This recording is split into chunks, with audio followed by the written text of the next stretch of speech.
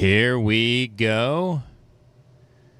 Let me link the chat real quick, and then we can rock and roll, baby. Oh, we are so dialed in. We got an excellent connection. That's good news for both of us. Now we can have a slam dunk of a time.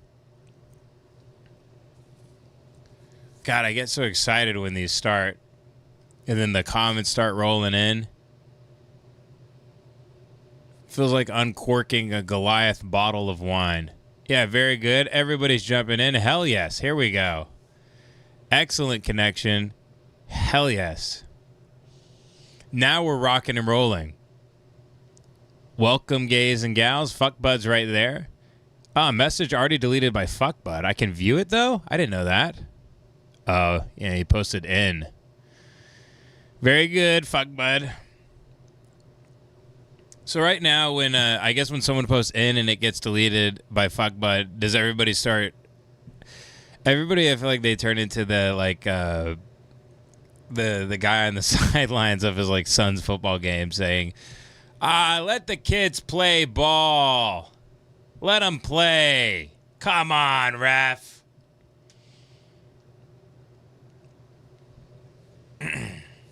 We're rocking and rolling. The comments are pouring right in. Some exciting news, too. Devin Costa will be joining us later. The great Devin Costa, everybody. He'll be joining us. I actually got here on time, but then I was hanging out with Devin, and I had to take a big shit. So that's why we're an hour and a half late. Let me let's do a quick can check. Can check for everybody real quick. Can check. We got the Guinness. My wife got some of these for me. The Guinness non-alcoholic drought. I will say, after being in England and they had these on draft, these they really don't compare. They taste a bit flat. I couldn't really recommend them. I'd rather do the Corona Extra Light. I love the Corona Extra Light, but I will say these are only 60 calories, so that is nice. For a man like me who's slimming down, I can finally fit in my jeans again. Look, everybody. I'm in my jeans. I'm in my damn jeans. It's a beautiful thing when you can fit back in your pants again. This little ditty I found about 3 days ago at a grocery store. This is I hope it's not a seasonal beverage, because it's a crisp apple, so I hope it's not just for the fall. But I gotta say, so these have 5 grams of sugar in every can. This is like a little, cheat for me, as is the Guinness. I try not to have these every day, but these I've had a couple of these in the past 3 days, and it's the best damn flavor I've seen. It's perfect. Love the can, love the color. Love the way it fits in I love gripping it. Let me tell you, I love gripping a big can.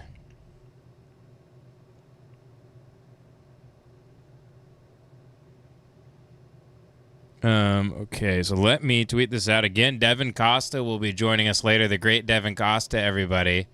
Someone asked me, New Mexico says, have you tried the Oreo flavored Coke Zeros? No, I'm trying to be a good boy.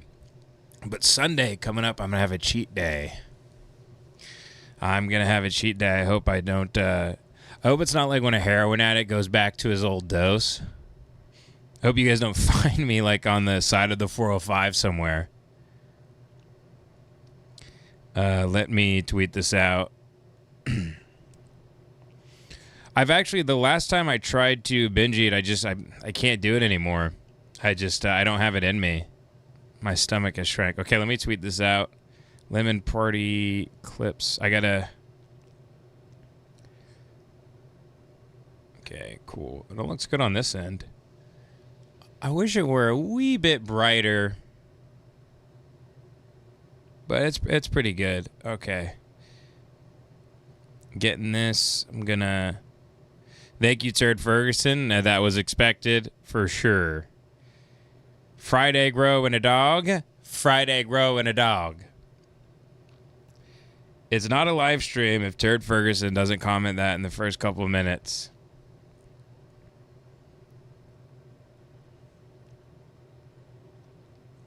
I hope everybody's having a kick-ass Friday. Wherever you are, whatever occupation you hold, or whatever walk of life you come from, welcome one and welcome all. I'll say, and soon joined by Devin Costa, ladies and gentlemen.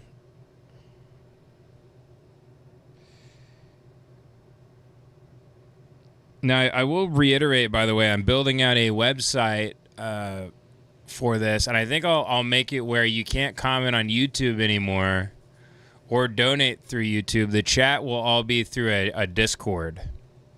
So Fuckbud and Moist, make sure I link up with you guys to make you in charge of that Discord that you get access to if you sign up on the website. And I still want one of the shows a week to still be streamed for free. So even if you're not paying, you can still enjoy the show. That's what I want to do, because I still want to, because that's still 3 hours of free content a week. I still want to do long shows. And I want to do maybe other podcasts or, talking with my friend Aaron behind a paywall or whatever. I want to start creating a community. I got the branding and everything down. I'm building that website right now. Okay, let me tweet this. Okay, kick ass. Someone says Discord, the heck? That's going to hurt you. Will it? Well, this is what I'm toying around with right now. I hope to eventually get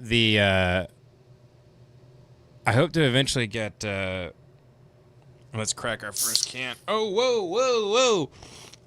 Uh-oh. I almost lost one of these fellas. Almost had a man down. It's a little bit better out of the can than if you pour it in the glass, I gotta say. I must say.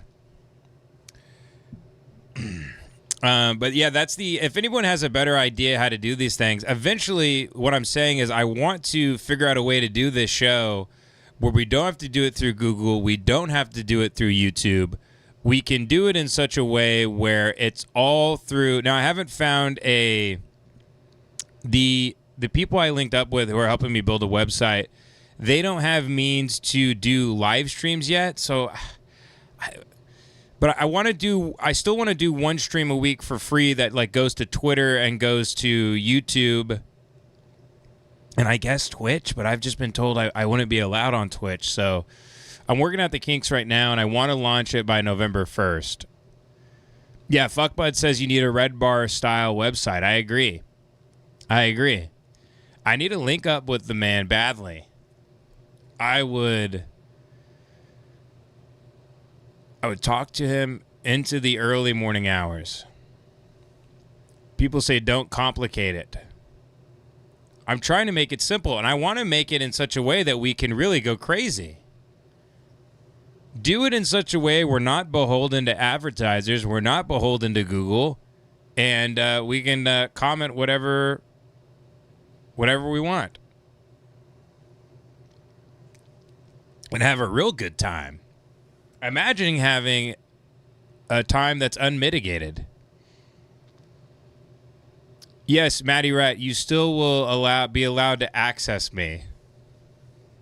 Of course, Maddie. That's what I'm saying. I don't want to just because I have paywalled content, I still want content to be out there for free. And then I'll make a clips channel for YouTube where I guess in the beginning, because I don't have anyone that can do this, I'll start clipping up the show and putting it on my own channel that I can eventually stream it from. But, this is very different from the podcast, and it's very exciting to me. I love the solo style, sometimes with guests. I love going live.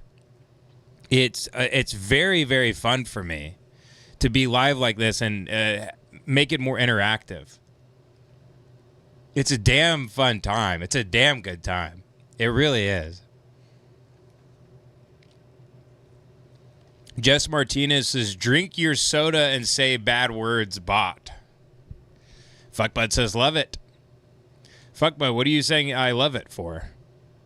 Did a man just put his penis in your ass? Did a man just cork your asshole?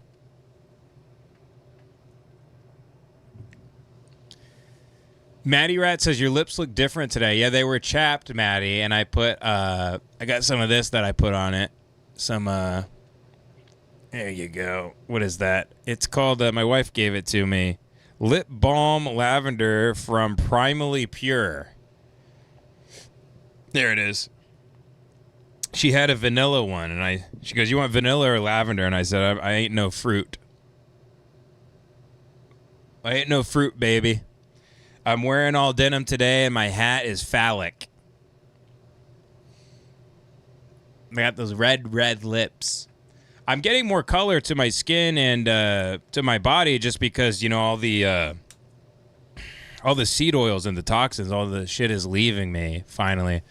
I'm finally expelling it from my pores." Henny 3000 says, "Ben, why the fuck are you buying all these dumb hats?" Sir, you must be new here, but I love hats, and I took a look at this hat on eBay, and it was $27, and I turned to my wife and I said, I have to have that hat. I have to have that hat. Someone says, William Lawson says the hats are horrible. I love them. That's exactly.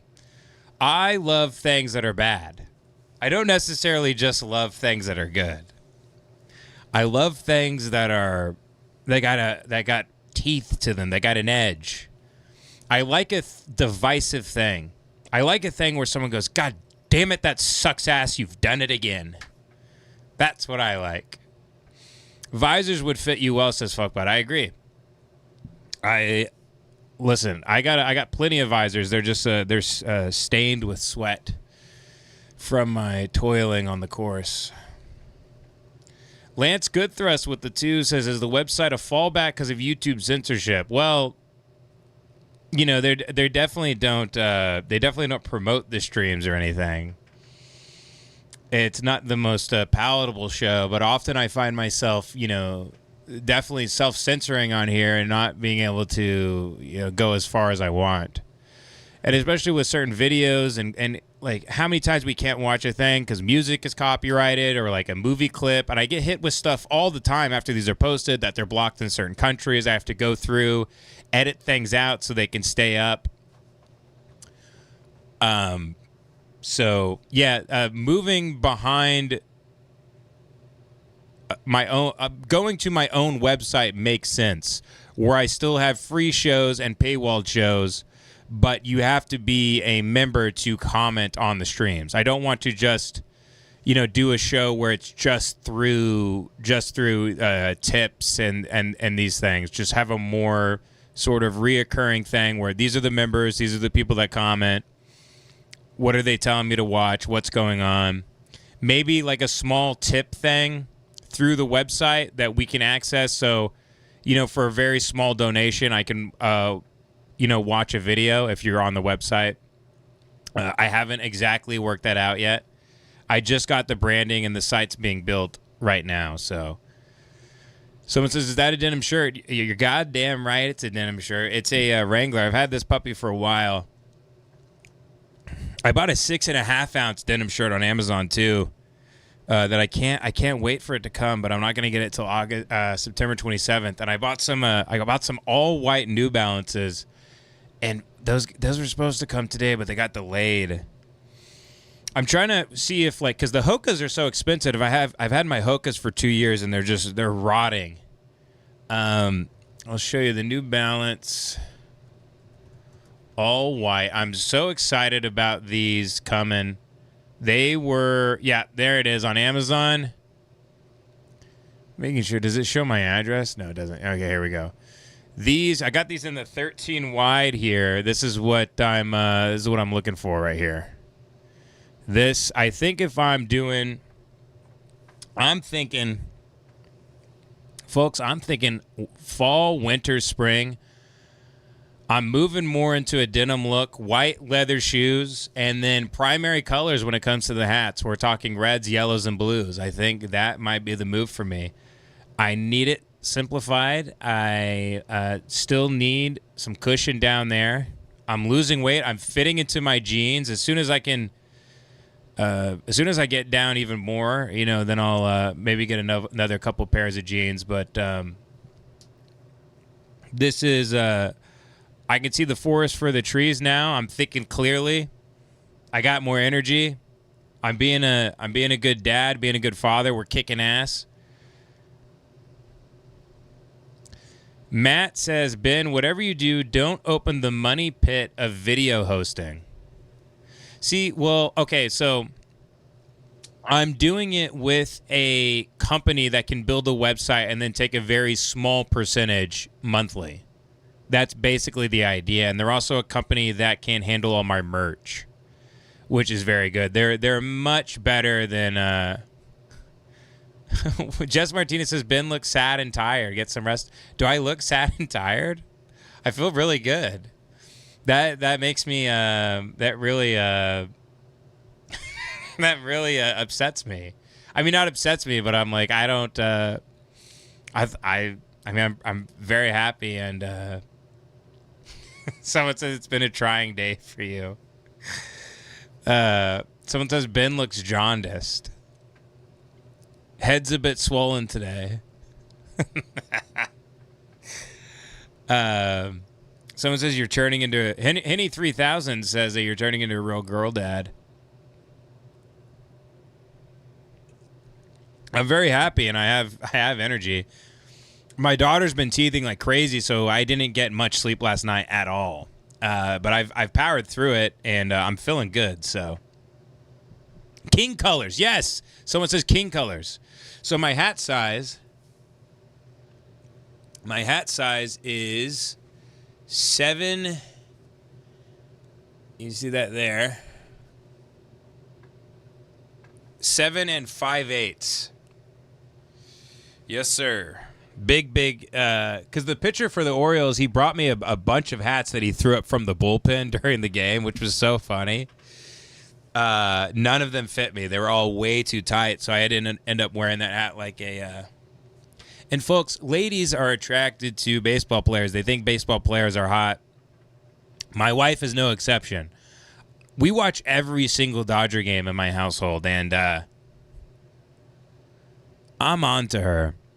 I know what's going on. The wandering eye. The wandering eye of the female.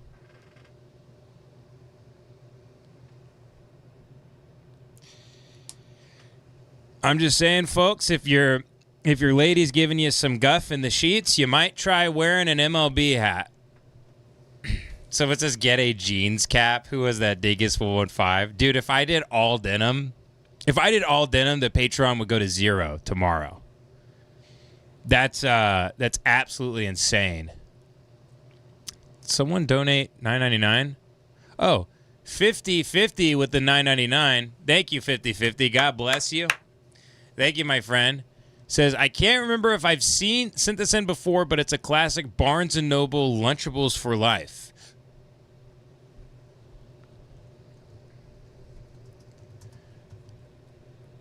Noble lunch. I apologize if I look tired sometimes, guys. It's just on average when you have a kid, it's you lose about 6 months of sleep in the first 2 years. So, but that's the thing. I have more energy now, and I have way more energy than I did before. So I apologize sometimes if I look tired in my eyes, but it's just fatherhood. It is what it is. Barnes and Noble trip, but I'm not complaining about it at all. I love my life. I don't want to be someone who. That's especially why I stopped the overeating and being fucking exhausted and cranky, and having depressive episodes and being upset and angry and stuff. I don't want to be that. That's not who I am. that was a slip up with the stress of fatherhood. I didn't handle it very well, and I became a fat weirdo for a while. And I apologize. I apologize for that greatly. I'm in a much better place, and I'm not moody because my blood sugar isn't spiking and lowering all the time. So I feel really, really good, and I feel like I've been a fool for a while, but everybody handles stress in different gaze. So, I don't know why this Lunchables for Life is not coming up. Let me do the @ Maybe that'll work. Is this a short? Barnes & Noble Lunchables for Life. Come with me to a book. No, there's so many.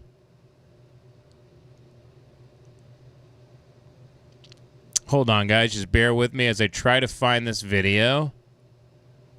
Okay, I'm going to just go to their channel because it's not coming up in the YouTube algorithm. Hold on. I got to search channel. Lunchables for Life. Okay, they have 3 subscribers, Lunchables for Life. Am I spelling it correctly?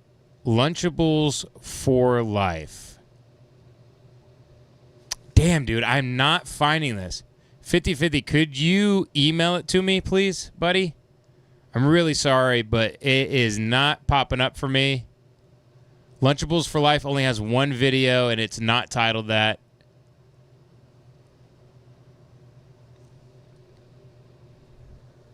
Yeah, and I'm doing it with the number 4.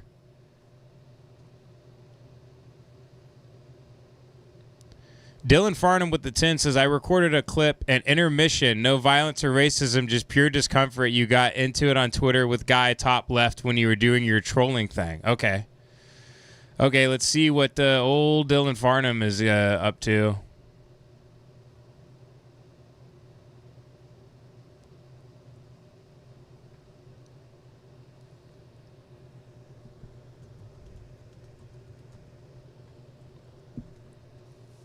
Old reliable Dylan Farnum, back with a classic.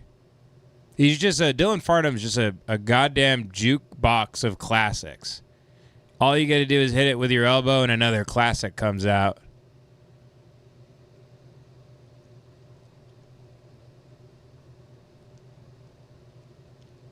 Okay, an intermission. Here we go, guys. From Dylan Farnum. Donald Trump is taking the president of Poland to Philadelphia, I believe today, to go and see the Black Madonna in a church in Philadelphia. And it's a church that has a Polish name, so it kind of makes sense that he's bringing the president of Poland there. But I just find that very fascinating. Sometimes these things, they're happening at the same time. So I got it with the guy in the top left here. For example, Haitians eating our cats and doing voodoo. Right? Isn't this weird? They're happening at the same time, but I'm struggling to find the connective tissue. Yeah. Well, unfortunately, I have the connective tissue for it. I'll let you guys talk amongst yourself. I apologize again. I have to run in. For the audience, I'm managing an end-of-life situation with my mother, and I'm having to take her to and from the bathroom right now. And sometimes it doesn't work well with live radio. But I'll tell you what, as soon as I get back, I will connect the dots for you because I just recorded an episode of Macroaggressions all about Haiti. And it's going to be pretty sketchy, but I'll be right back. Hang on. Perfect. Take your time. Perfect. Take your time, Charlie. What do you think, Top? What do you? I mean, isn't it just strange that they're eating the cats? They're eating. What the fuck? God, that's so funny. Especially at the sketchy, very end but I'll here. be right back. Hang on. Perfect. Take your time. Perfect. Take your time, Charlie. What do you think, Top? What do you? I mean, isn't it just strange that they're eating the cats? They're eating. Fuck, that's so good. Dylan Farnum, ladies and gentlemen, with another home run. Fantastic. Dylan, you work so much. I don't know how you find these diamonds in the rough, my friend. Really, really good stuff. Unbelievably good. I'm checking to see if that gentleman emailed me the link that I couldn't find. I'm checking my Twitter DMs as well, and nothing so far. No, nothing so far. Yeah, so DM me on Twitter or email me. I can't find the Barnes & Noble video. I'm very sorry. Let's see here. Taylor Gastinger with the 10. Gastinger. Alex Jones crashes the Young Turks. All angles. The ending is gold.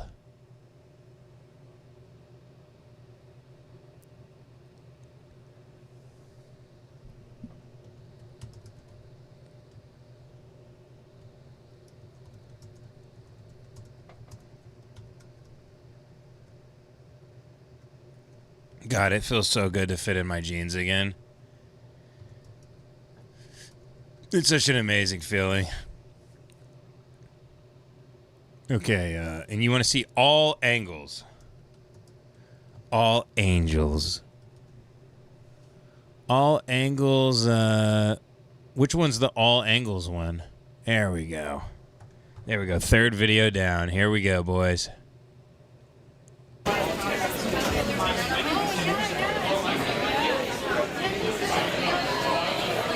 All right, we're back on the Young Turks. Obviously, a little bit of commotion here as Alex Jones and a guy significantly worse than him entered the stage here. And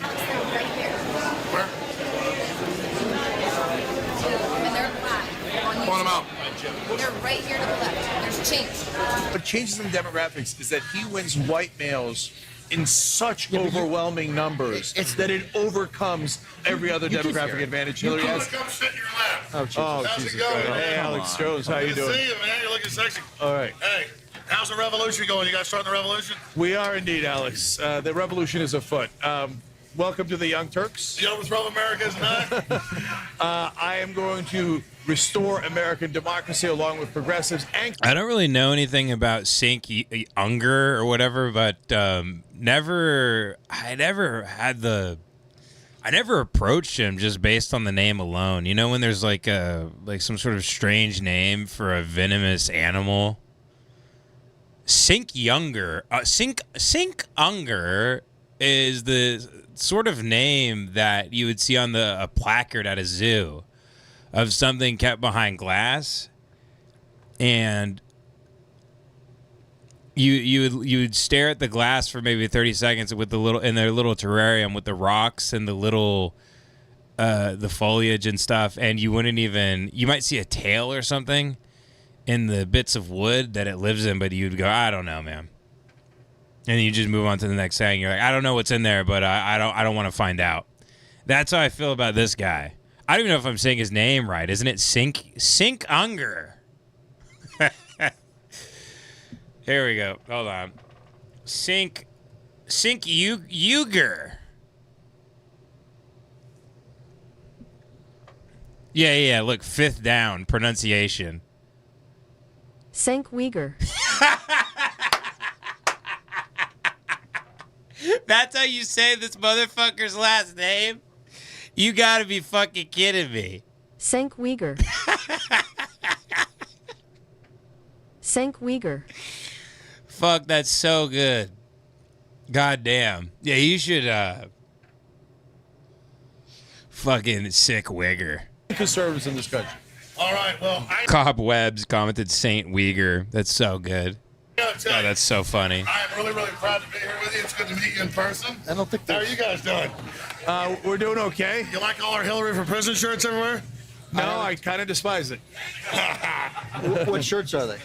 I haven't seen any of them. You haven't seen? Oh my God, you didn't see me? I don't exist if you didn't see me. I'm not. All right, guys. Okay. Here, Look at this. let me I see. got a new shirt for you right here. It's rape. It's Bill Clinton that says rape. Oh God, hide that immediately. That's the big no-no that Roger Stone's banned. All right, you want to take my show over? I'll take your show Sure, over. go ahead. Okay, you know what? Who does this kind of shirt? First of all, sick guy. Second of Bill all, Clinton's not a rapist, folks. No, you know who's accused in court papers.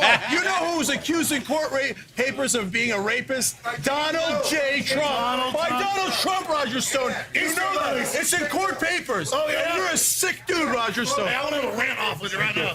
You assault me all the time. You never give me a chance to respond. Oh yeah. Well, I should give you a hatchet job. A job. You're a sick man, Roger Stone. Roger, no, you're the world's biggest liar.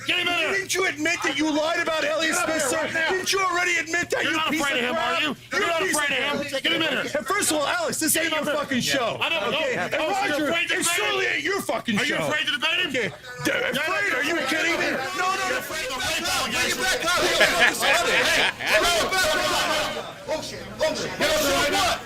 All right. Roger, yeah, run away. Roger, don't go. I'm a huge pussy. Like, I'm not going to debate this guy. When you're a hatchet man. people start fighting like this, I become so afraid, but I really want to watch. So I'll move to like the back of the room and just be like giddy and laughing when something like this happens in real life. I love this shit. Roger, yeah, run away. This is Roger, so don't good. Go. He wants to debate you right now. I'm not going to debate this guy. You're a hatchet man. I don't know why anyone in the media takes you seriously. All you do is lie. You're known as the biggest liar in media. You're the biggest liar in media. There's nobody watching your show, dude.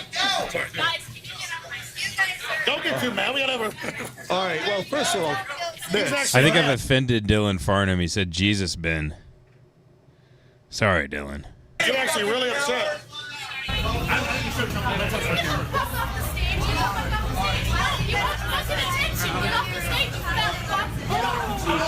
Hey man, nobody watches you. We know nobody watches you. You need the ratings. Saudi Arabians aren't funny enough. Your little jihad.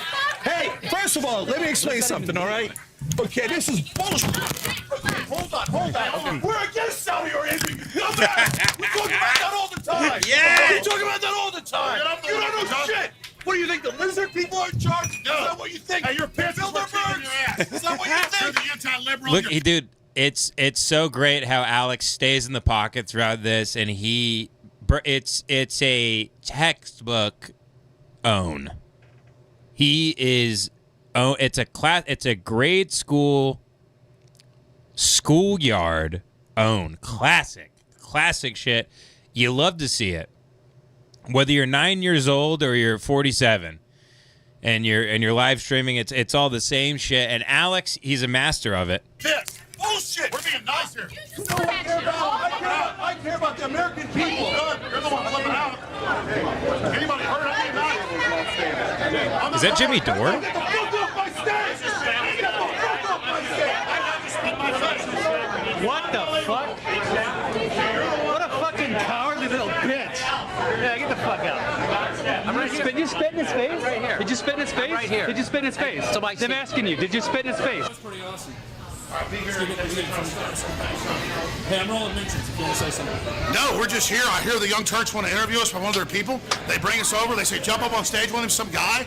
And then I get up there and they like spit in my face and attack me. And they're like trying to say we did something wrong. It's crazy. Yes, beautiful.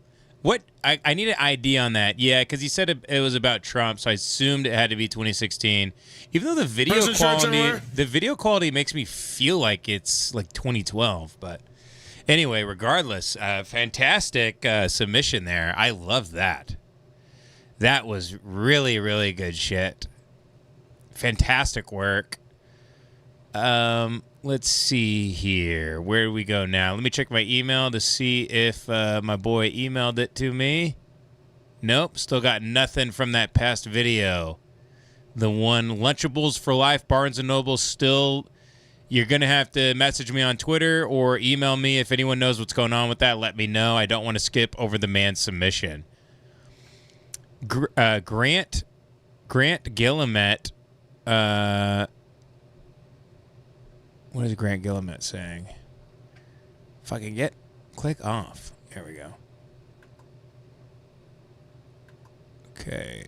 Watch every 90s commercial ever uncensored.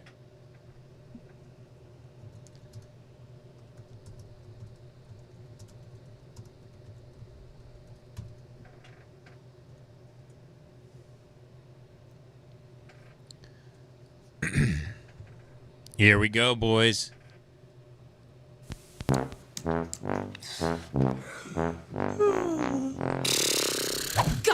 Cody and the gang are at the park playing football with down Darius Jackson.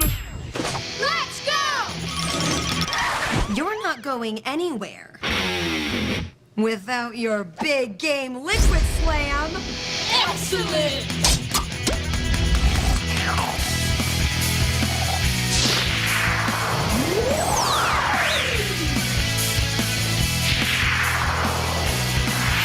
Go long. This one's going downtown. Whoa! Whoa! Now I got a full team. Yeah! Yeah!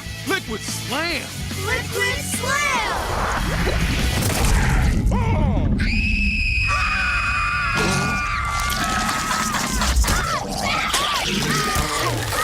Jesus Christ!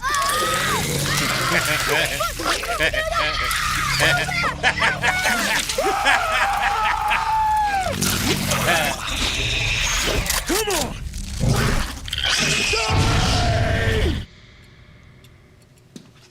Oh. Tough day, kids? Well, I've got just the thing. How about some big game pizza pig skins? Awesome! Yeah! Hungry got me in a grapple. Big game pizza pigskin is my hunger that you tackle. Touchdown, Mr. D. Big game pizza pigskins for your taste buds a touchdown.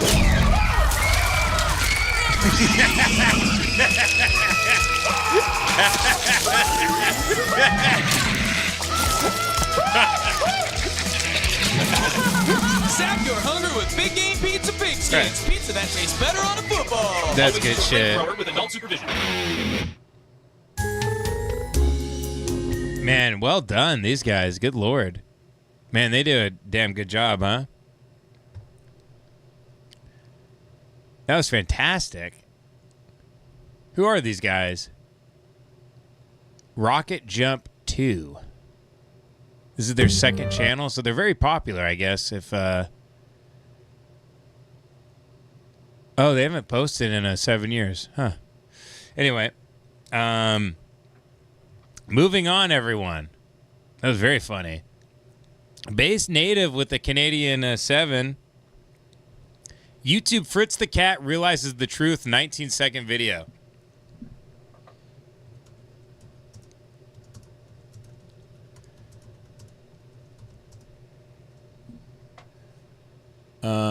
There's a 20-second one. How long did you say? 19? Yeah. Here we go.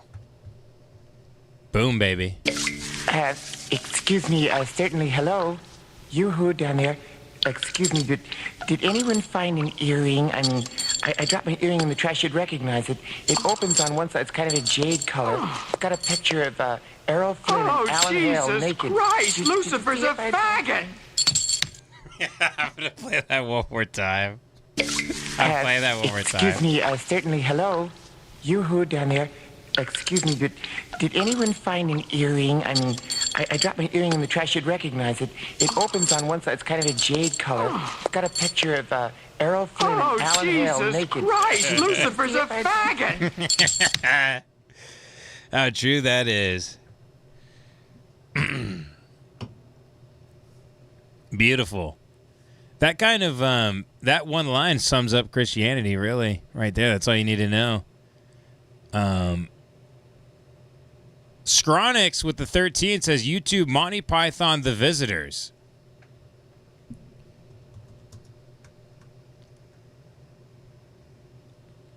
Monty Python The Visitors.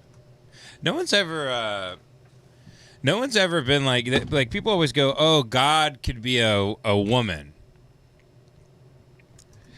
Which she couldn't he couldn't be, but probably not a gender, right? But I'd wager that God's not doesn't have like big fat tits or something and like a pussy, right? People say, oh, God, like it could be a she. No one ever debates whether or not Satan was a girl or not. It's very interesting.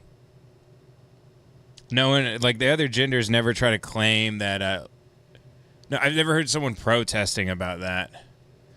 What was I supposed to type in? I got lost here. Monty Python, The Visitors. You know what? A line I can't stop. A line I always think about is a fishy-o, with the arms. And then obviously the great big fat guy exploding. I think about that all the time. I don't know. Some people say Monty Python's cringe, but I don't know. I've seen a lot of stuff that makes me laugh my ass off. But I mean, I haven't watched them since my teen years, I guess. I mean, they dress up like ladies. There's big fat guys that explode like C4. I don't know. It seems good to me.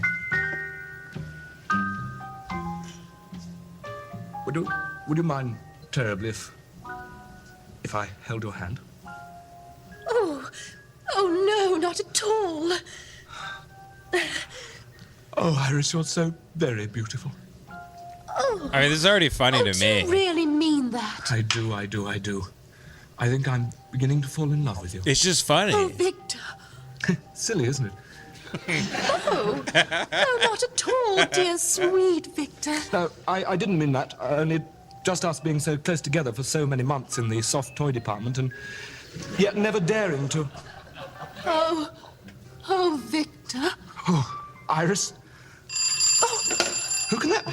Oh, well, you try and get rid of them. Yes, I will. I will. Yes. Wait a moment. Hello. Hello? Remember me? Oh, no. In the pub, the tall, thin one with a moustache. No, Remember? No, I'm afraid... About 3 years ago? No, I don't, I'm afraid. Oh, it's dark in here. That's better. Look... Only you said we must have a drink together sometime, so I thought I'd take you up on it. I just want to say real quick, one can down, a big 0. One can down. We're on to the real. This is the crown jewel of this evening for me, and it's what I've been thinking about in my dreams. Is what I've been thinking about all day. Is it cracking one of these cold guys right here? Very, very. Really looking forward to that. Here in 30 minutes, I'm going to crack it. Yes, but look, to be frank, it is a little awkward this evening. I'm Arthur. Arthur, name by name, but not by nature. By the way, Oh, say that, then, Vicky boy. Really? Is that your wife? hold on. I want to say real quick. The picture. I just looked down at the chat, and Henry 3000 said, "Sister just told me she preggers." Give it up for his sister. Give it up for her pussy and her vagina, and give it up for the cum that made its way inside his sister's vagina. Everybody, let him hear it. Henry 3000, his sister's vagina was filled with cum, and it stuck the landing. Congratulations, and let's send prayers and positive messages his way. It's a beautiful thing. Congratulations, my friend. That's better. Only you said we must have a drink together sometime, so I thought I'd take you up on it as the Film Society meeting was cancelled this evening. Look, to be frank, it is a little awkward this evening. I'm Arthur. Arthur, name by name, but not by nature. I always say that, don't I, Vicky boy? Really? Is that your wife? No, actually, but... Oh, I'll get the picture. Hey, well, don't worry about me, Vicky boy. I know all about one-night stands. I beg your pardon? Mind if I change the record? Look, we put that on. Oh, here's a good one. I heard it in a pub. What's brown? What's brown and sounds like a bell? I beg your pardon? What's brown and sounds like a bell? Dung. It's a good one, that one. I like that one. Here, I won't keep you long. Oh, that's better. Now, don't worry about me. I'll wait here till you're finished. Who the hell is that? I'll get it. It'll be friends of mine. I took the liberty of inviting them along. Look, we were hoping to have a quiet evening on our own. Oh, they won't mind. They're very broad-minded. Hello. Good evening. Good evening. My name is Equator, Brian Equator, light round the middle of the earth, only with an L. Sucks my This is my wife, Audrey. She smells a bit, but she has a heart of gold. There must have been some kind of misunderstanding, because this is number 41. Who's that, then? What? Who's the bird? Here's the You've got a nice bird. pair there, haven't you? Now, come on.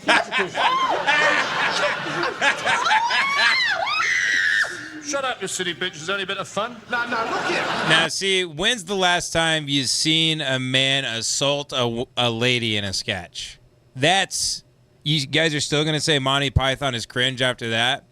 The whole sketch has led to this moment where a man calls a lady a bird and then grabs her jugs and kisses her against her will, and she stands up screaming. Come on, that was pretty good. Leave those drinks alone. Add 3 cans of beans for me, please. I told you to lay off the beans, you all. And what's 3 cans? Button your lip, you rat bag.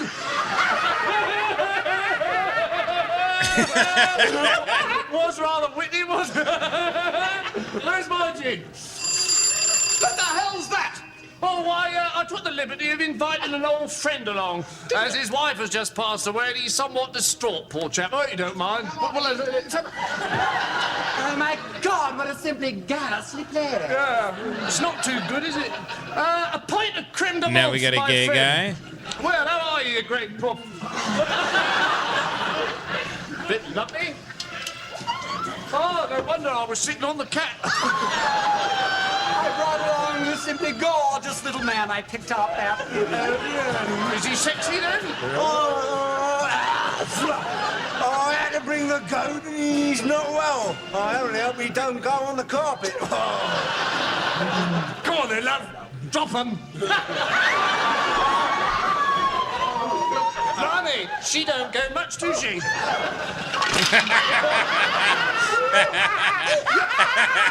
Oh, I wet him. This is so retarded. Goat's done a bundle.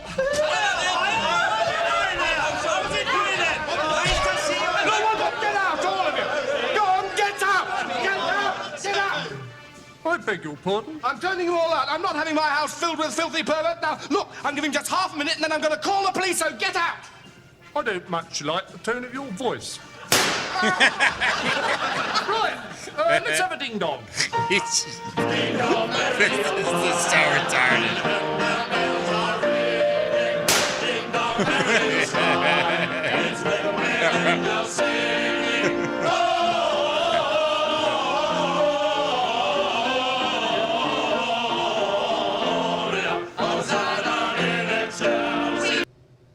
Yeah, that's what we call the good shit right there. That was insanely retarded, and I appreciated the hell out of it. John Cleese, the man, he's never had respect for women, and it shows in his work. It never really occurred to me the man had sketches where he just he insults women and then grabs their jugs in both of his hands. Just like John Cleese sitting around being like, hey, man, you know what would be really funny? What if I sexually assaulted a woman for really no apparent reason? That's maybe if you're one of the people saying Monty Python's overrated or cringe, maybe you need to take a long look in the mirror and ask yourself if you've been affected by the culture, because that was excellent. I mean, the sketch itself was basically nonsense, but a woman felt very uncomfortable the whole time. So Timmy 2 times with the Canadian 10 says, sick fitted, my G. What's up? Thank you, B. Thank you, bruh. I'm one step closer to getting on the fighter and the kid. That's my getting on Letterman. Is getting on the... I actually would love to do the fighter and the kid. That would be... I would love to get a peek behind the curtain, as they say. See how the sausage is made. Tom Satterly, the Battle of Mogadishu, Black Hawk Down, starting at 5:10. Play it for a minute or two. He talks about the quality of trash bags in Somalia. Interesting. Okay, Tom Satterly, the Battle of Mogadishu, Black Hawk Down. Very good.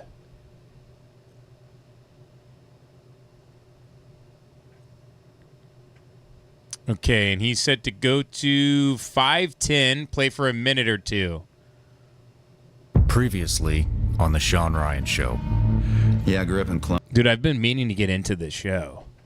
5:10, he says. Somalia do not fight under the Geneva Convention standards. So I just wanted to bring a couple of facts up before we get into that. And then you have also stated in previous interviews that American... Timmy 2 times said, get some fly-ass vintage frames. Send me a link. Send me a link. I'll forward it to my wife. Soldiers' body parts began showing up at the base gate in trash bags. Let's start with the trash bags.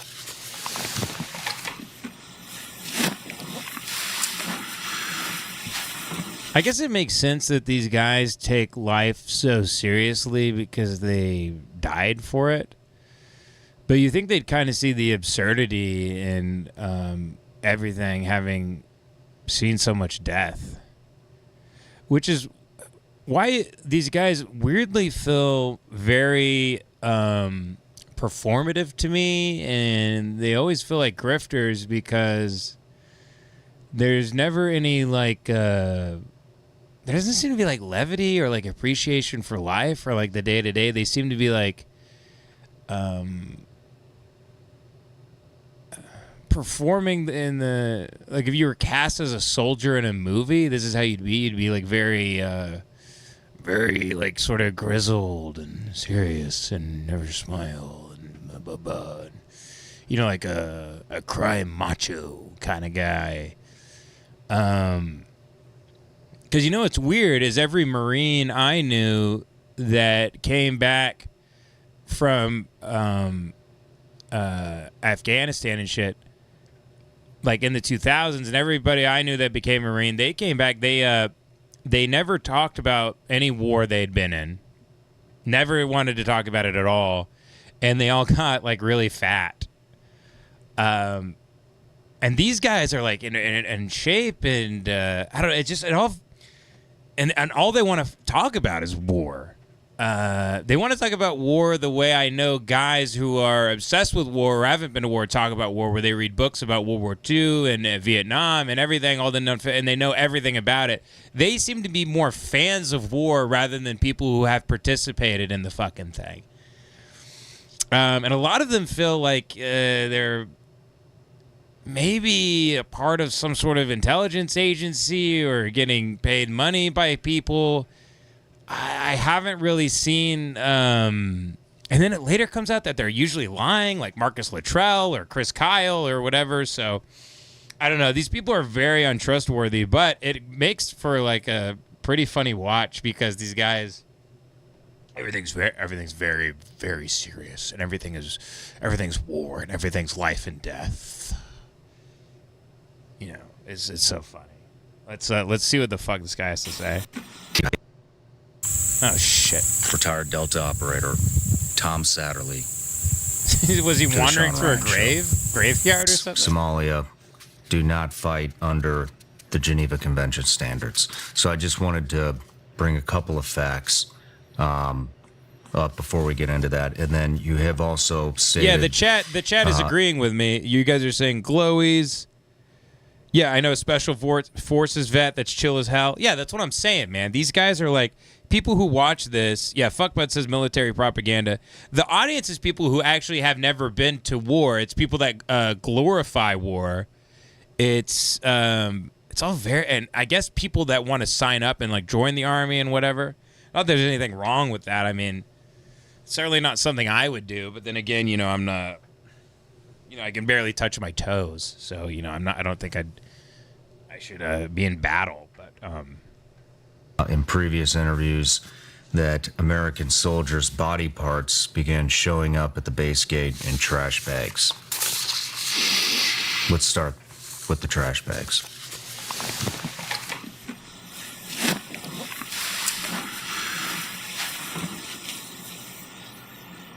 What hurts me the most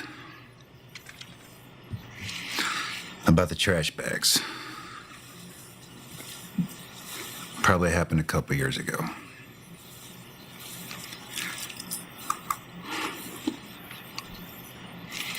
talking to one of his spouses. See, it's like he's reading off of a goddamn cue card.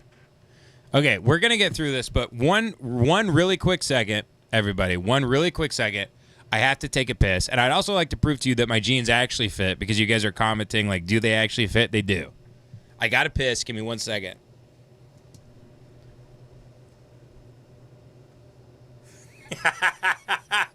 That's so funny to pull my shirt up and my fucking fly is down. Oh my god, I'm fucking so stupid. But look, they fucking fit. See this shit? They fit. God damn it. See?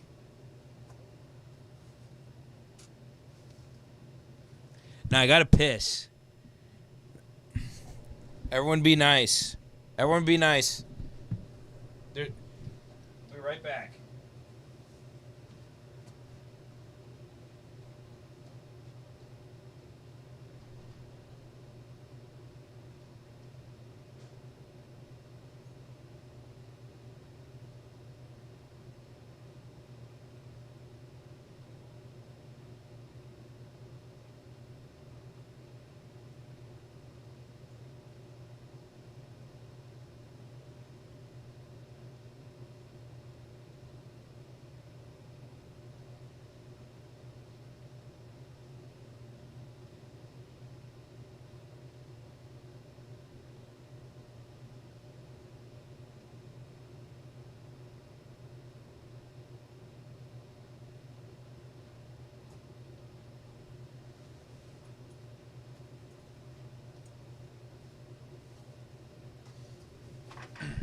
It'd be funny if I lifted up my shirt and my dick was just completely out. My dick and my balls.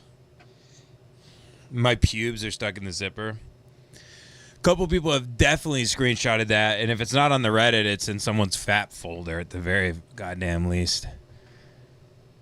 and you know, everybody's got a fat folder, no shame. God damn, speaking of fat folder, I saw a screenshot of the lady's tits from True Detective, the young lady. Holy fuck. Forgot how good those cans were. Some of the best damn cans that have ever made an appearance on television. Parts were in that trash bag. Okay, here we go. Let's listen to this script. Talking to one of his spouses whose body parts were in that trash bag. And she can't use trash bags. She just can't use trash bags anymore to think of that. I don't know what the delivery was for. I don't know if it was to give them back, and that's just the only way to do it after they hacked them apart and drug them to the street, but...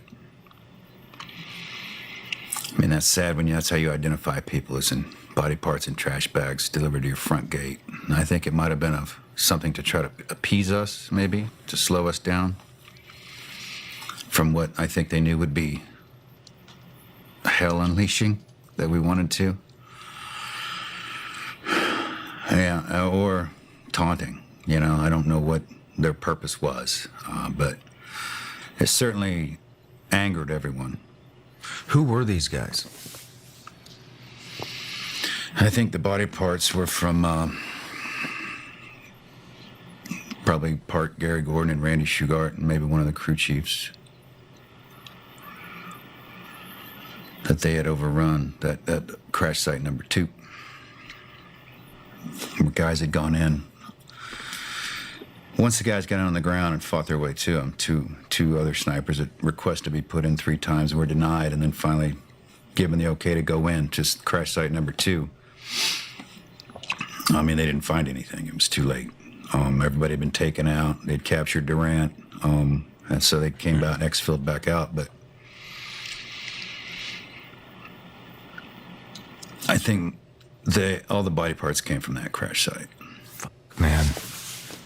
Because we stuck around our crash site all night, waiting for body parts to get the pilots. They were buried underneath the helicopter that had flipped as it crashed. And so we couldn't get them out until we had a heavy vehicle to pull it, the helicopter away. And so that's why we ended up staying there the whole night. to repatriate those bodies that were caught underneath the helicopter. I couldn't even tell you how many days after that the body parts showed up. It was just a haze for me. Point. It's like I just funny. was angry. I wanted to go back out, and I wanted to kill everybody. It's just a response, a traumatic response to, like, how dare you? We're the U.S., How simple of a thought process was that for me? Like, how dare you? We're the good guys. I just remember thinking that night, just let us go. Just let us out of this house and we'll go home, Just let us ease on it. It's so funny. Your buddy is talking to you for like 3 minutes about finding all of his friends in trash bags and stuff. And how he made him want to kill everybody. You just sit there and you go, fuck, man.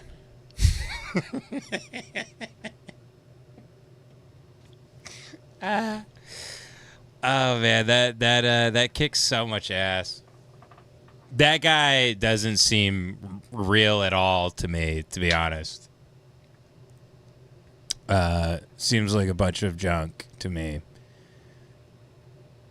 50-50 with the $1.99 says, I'm 5 to 6 minutes back. It's Lunchables for life with a Y.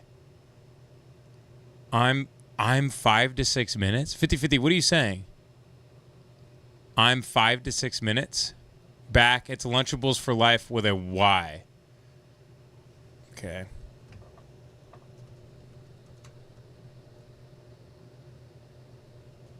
Lunchables for life. I think I remember this because isn't a bunch of black guys outside Barnes and Noble? Yeah. This fucking kicks ass. Great vid. Fuck your comic book, nigga. Every day, though. So we ain't know where a bookstore was, nigga. We right here in front of Barney's and Nobley, nigga. Every day. Came in here and got all your books, nigga. Everything, nigga. You know what I mean? Everything. Yo, fuck this book, nigga. All the rage, nigga. We got rage, nigga. We in the streets. Hold up. It's a soft bag anyway. When's the last time you took a cigarette burn, nigga? You're not a real nigga. You draw comic strips, nigga. Drawing strips, but we're on the strip, nigga. Real niggas don't write books, man. Let me see you do some real nigga shit. Dunk a basketball, nigga. You see what you did, Mr. Magruder? You see what you did, Aaron? You see Crip shit? No. You see Crip shit? No. You see Crip shit? No. This motherfucker, man. That audio's insanely bad. This shit ain't even in color. Ain't even in color. That's all black and white. I'ma color them in with piss. You feel me? That's how I'ma color the motherfucker. I'ma pee on the motherfucker. When you gonna do a signing, man? So me and my niggas can come through and bust your ass, nigga. He don't even support the troops, nigga. You an American, man. Yeah, it's really good. That's a certified hood classic right there. Thank you for that 50-50. Sorry it took a minute to find that. Okay, UFO with the 5 says Season 3 of Fish Tank Live is in a couple weeks. You ever get into the show? I feel like you'd enjoy the levels of R-wordness it reaches. Yeah, I've watched plenty of it. I watched more of Season 1. I didn't really keep up with Season 2 at all, or the other ones, the 2.5 and 3. But the first one, I was fascinated by it. I couldn't believe it. I thought I like the clips that come out of it. Like I'll consume it in, like, if a clip pops up on my Twitter, I go, oh, holy shit, that's funny. Even though I don't really have context for it, it's still funny out of context. All those fucking crackheads that they rally up in the it's a really brilliant idea, and I can't believe Sam pulled it off. It's really a testament to what that guy's able to do. He's very very, very talented and very capable guy. Steve H with the $49.99. Holy shit! Thank you, Steve. God bless you. Thank you, my friend. And it's a little lemon jumping up with a tinier lemon. That kicks ass. Thank you, Steve. You sweetie pie. You sweetheart, Steve. God bless you. Thank you, buddy. That's very nice. I don't know where you found that little animation, but that kicks ass. Dylan Farnum with the 5 says, I've been meaning to show you this. Google and visit the wiki page. And with the 50, thank you. Thank you. God bless you. That's awesome. Dylan Farnum with the 5 says, I've been meaning to show you this. Google and visit the wiki page for Chinese virgin boy egg. They really try to keep this a secret. I not ones, by the way. When it's on I don't know what it is, when the text is on the green, the letters start flipping and shit, and it's so difficult to read. I don't know if it's like a colorblind thing, because my dad is colorblind and so is Jace. But when it's on the green like that, it's really difficult for me to read across the room with the spotlight hitting me. Okay, so Chinese virgin boy egg.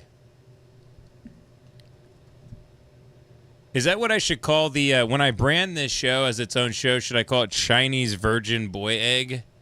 I was going with something more simple, but when I put this behind a website, I kind of like ChineseVirginBoyEgg.com. Maybe we'll get some more international listeners that are looking for that kind of thing. So, Dylan, I know you told me to look up the wiki page, but I kind of want to see just like a video real quick. There's an unmistakable scent from these hard-boiled eggs sold on the streets of Dongyang in eastern Isn't China. it? So I believe, doesn't the egg soak in little boys' piss or something? I kind of don't want to see it. I'd kind of just... I trust you here. Chinese boy virgin egg. I'm going to look up the wiki. Yeah, here it is, folks. Okay. So virgin boy eggs are a traditional dish of Dongyang, Zhejiang, China, in which eggs are boiled in the urine of young boys, preferably under the age of 10. Now, is it a sexual thing? I mean, so clearly you can't use the urine of a boy that was molested.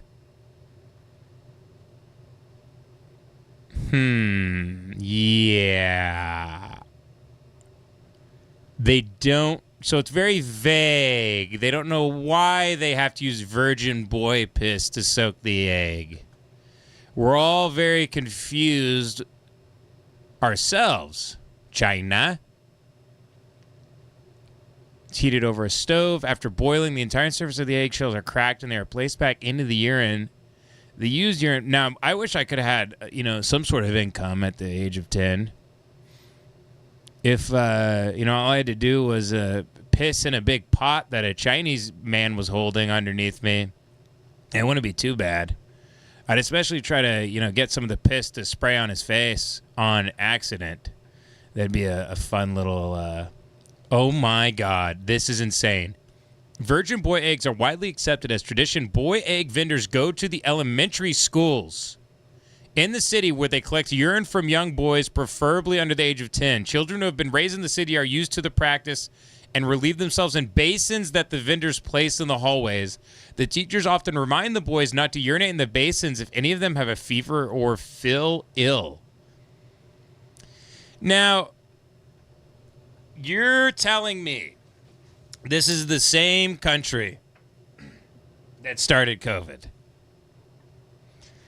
I don't know, man. I need to see more anecdotes like that. I've only seen about 300 where I find out the weirdest fucking shit about their culture that's absolutely disgusting and foul. The eggs are sold for 25 cents each, twice the price of normal eggs. Yeah, they got good prices on eggs there, huh? One local man was quoted saying, "The smell kills me. I feel like throwing up at the thought of it. It stinks." And was Devin Costa in China? This is a Devin Costa quote about the pissy eggs. In general, the eggs remain highly acclaimed by the people of Dongyang for both their taste and even their fragrant smell. Yeah, so it's one of their favorite flavors. I'm assuming the elderly people in China love They love pee-pee flavored things. Pee-pee ice cream, pee-pee chicken, pee-pee bread, pee-pee gum. I bet you can buy a bubble gum that just tastes like little boy's pee-pee. Yeah, I mean, you know, you read things like this and you immediately think, fuck China. Fuck China, right? You read something like this, fuck China. Fuck them. They make little boys, pee in little cups in the hallway of their school, and old Chinese guys walk by and collect the pee-pee to dunk eggs in and suck on. They like to suck on eggs that have been soaking in little boys' pee-pee.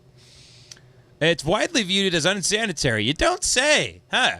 It also claimed that the ingestion of the eggs can treat yin deficiency, decrease internal body, and promote. Now, I guarantee you, whatever yin deficiency is, it's going to be a pseudoscience.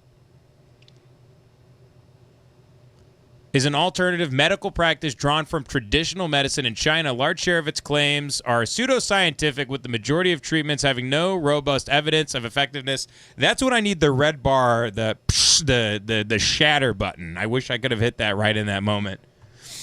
Right there. Nasty group of folks doing that. And I've stood with China on a few issues. This is not one of them. Stop doing that. I think it's safe to say, cut it out. I don't think that's racist or me or me being xenophobic. Cut it the fuck out. Knock it off. Fuck you. Fucking free. Cut it the fuck out. Wrap it up and just stop doing that. God damn it.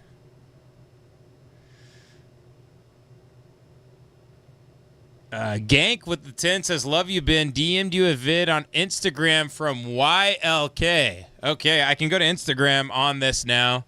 Just letting you guys know that I can watch any Instagram video.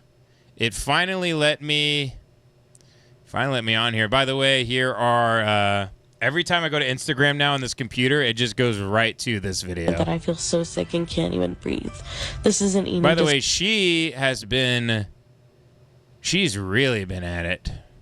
What I eat in a day, and she's eating like sloppy joes and shit. Just to be clear, I'm not giving diet advice or like a meal plan to follow. I'm definitely not perfect, and I still have relapses, but I feel like each day I'm getting closer to recovering. At least I have to think that for my sanity. The program I'm in, we eat lunch together, so I had to make the zucchini super fast and just this whole meal. It was literally just roasted zucchini, some frozen pork gyoza, and frozen white rice, and a Sprite. Brindley was begging. She acts like I've never fed her, so wanted to give her some treats because she deserves treats too. I'm a lot more strict with her diet than I am with mine, but we're working on it. Then I drove to the beach to go for a walk, but then the beach was closed, so I went to a different beach, but then that beach was also closed. So then I went to this little pier, and this is so cute. It has like boats. As a family, we would go out on one of the boats with like other people, and we would go fishing, but I don't.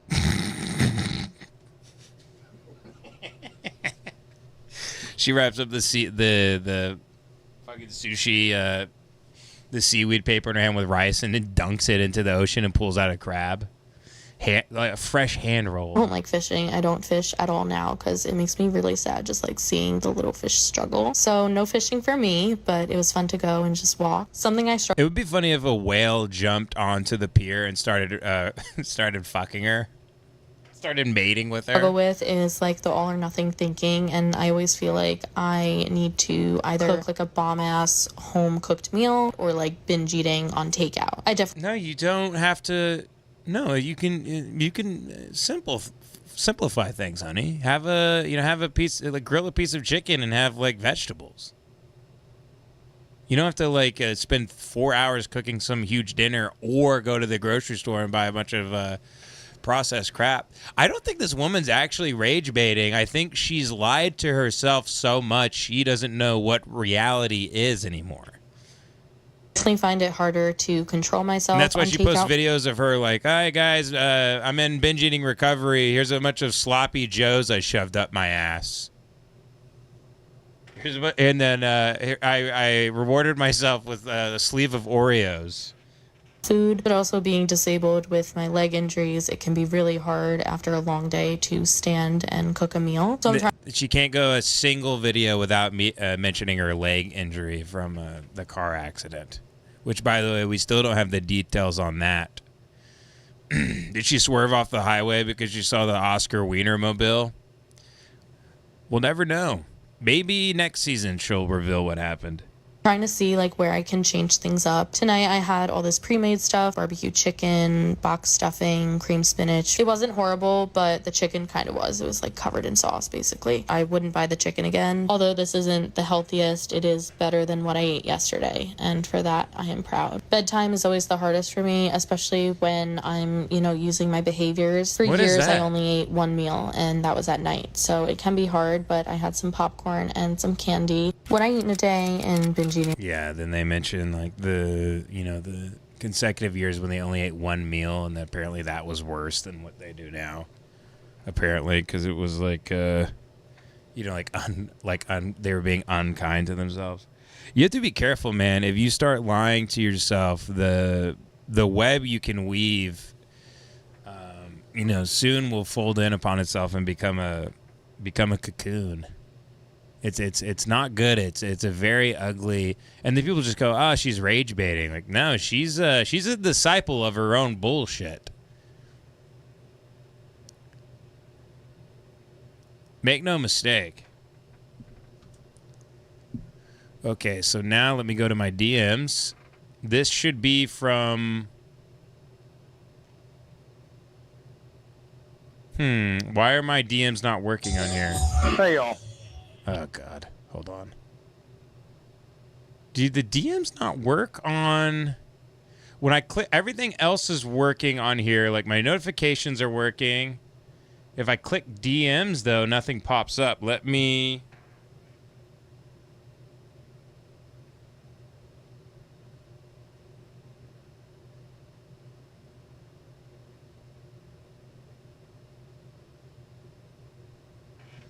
Oh, dude, you sent me a story, and it's from... Oh, my God. Okay, so I'm just going to go to this. American Social. Okay. All right, pal. We're on it. American Social. American Social Bar and Kitchen. 50,000 followers. Oh, wait, this is not from... Wait. YLK. Okay, sorry. Someone DM'd me right after him something about Bert Kreischer, which I guess we can watch too, because this was just sent to me from another gentleman that sent me this.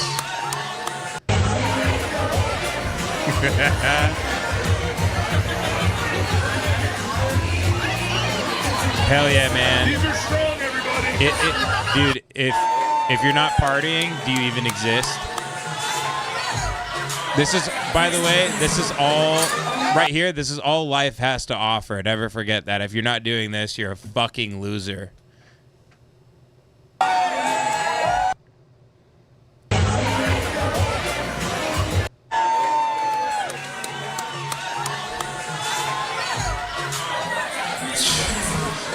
Jesus fucking Christ.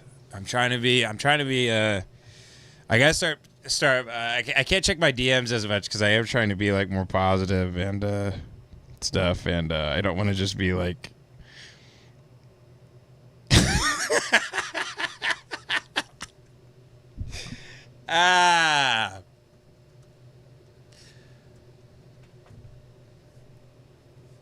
I want to be happy and positive and loving, but I don't know if I'll ever lose my ability to stop being like so judgmental. I know you're not supposed to, but I know you're not supposed to be so judgmental, but hey, man.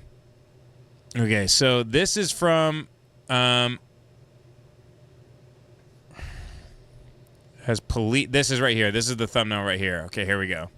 This is from this. This is the With a submission. hardworking police officer who's just trying to get to the bottom of why a jackass is speeding to the football stadium. Yeah, I mean, while people are crossing a crosswalk to watch that billionaire. Nothing drives me crazier when I see millionaire. people treating a cop with lack of respect like that. Just provoking a cop. Like the guy pulled. Nothing drives me crazier personally than someone disrespecting the police. It's almost like his dad was in the CIA or something. It's almost like his dad constructed all law and order. Had some sort of great hand in the whole thing. You over, okay? You were obviously doing something. He's checking out, trying to make the world safer. Yeah, and some cops are assholes. Remember, they're human, so they want to go home to their family. They're afraid. Let's put it this way. When you're a cop and you've been on the force a long time, you develop something called pattern recognition, right? And you go, That's there's racist, Brian. No, that's something racist. going on in that car. That's racist. Could be Why do you hate black Could be people? white trash How dudes, dare could you, be whatever. piece of shit. I was hoping they'd shoot him because he's a Brendan, dolphin. by the way, if someone can link me, I want that exact yellow LA Dodgers hat. I want, because I already have a blue one. I have a red one. I need a yellow one. That exact one that Brendan Schaub has. If I start dressing like these people, I will assimilate with them. I can Trojan horse my way in there. We can get Lemon Party to the masses, and think of the goofs that could be had. Just think how beautiful that would be. Me, I'm standing in the middle of Brendan Schaub and Brian Callen. And we would be best pals. We'd pal around for an hour and a half on that show. Come on, I'm publishing my book early next year, I hope. I'm on track to, it seems. And, if I can get on The Fighter and the Kid, I might be able to sell, 5 or 6 more copies. I just don't like the dolphin. I get it. And also, I identify a lot more. Okay, and with a hardworking police officer. I want to watch this who's clip just trying one to get more to the time. bottom of why a jackass is speeding to the football stadium. Yeah, while people are crossing a crosswalk to watch that billionaire. Nothing drives me crazier when. Matty Rat says, Ben, I worry that you disappear into the characters you play. Matty, you don't worry about that one bit, my friend. I go home. I'm a great father. I'm a great husband. I'm present within my own life. We're just when we get on here, Matty, we have a goof, we have a laugh. We're making jokes, and also simultaneously, every single thing I say, I stand behind 100%. So don't you worry about that one little bit, pal. When I see people treating a cop with lack of respect like that, just provoking a cop. Like the guy pulled you over, okay? You were obviously doing something. He's checking out, trying to make the world safer. Yeah, and some cops are assholes. Remember, they're human, so they want to go home to their family. They're afraid. Let's put it this way. When you I love them so much. I hope they never stop podcasting. By the way, I just cracked the Olipop Crisp Apple. Super stoked for this right here. Super stoked for this. Matty Rat is right to be worried about me about disappearing into the characters I play, because as I was eating a shitload and becoming fatter, leaning into the bit only made me gain more weight and made me more miserable. So, he has a point, but it was a way of dealing with stress. It was a very unhealthy way of dealing with stress. And I'm back in the saddle. I'm on the train tracks. I'm on the straight and narrow now. I'm not an aberration. We're all good. We're kicking fucking ass is what we're doing. We got the train back on the tracks and it's chugging. You're a cop and you've been on the force a long time. You develop something called pattern recognition, right? It's so funny also to clip this part. Something going on in that car. That's racist. Why do you hate black people? Could be white trash How dudes. dare Could you, be whatever. piece of shit. I was hoping they'd shoot him because he's a dolphin. I just don't like the dolphin. I get it. And also, I identify a lot more with a hard. Very good. Guys, give it up for the Fighter and the Kid one time. Give it up for their shoes. Give it up for their shoe closets. Give it up for red leather, everybody. Give it up for red leather. Give it up for $135 haircuts. Give it up for chronic lying. Give it up one time Guys, give it up for being friends with Joe Rogan. One time. Let him hear it. We're having fun. We're having a good time. And like I said, I want to get on The Fighter and the Kid. I think it's a beautiful thing. Here we go. Getting off that. Okay. Now back to the show. Someone says, did you wash your hands? That was like 2 minutes. No, but I didn't even touch my wiener.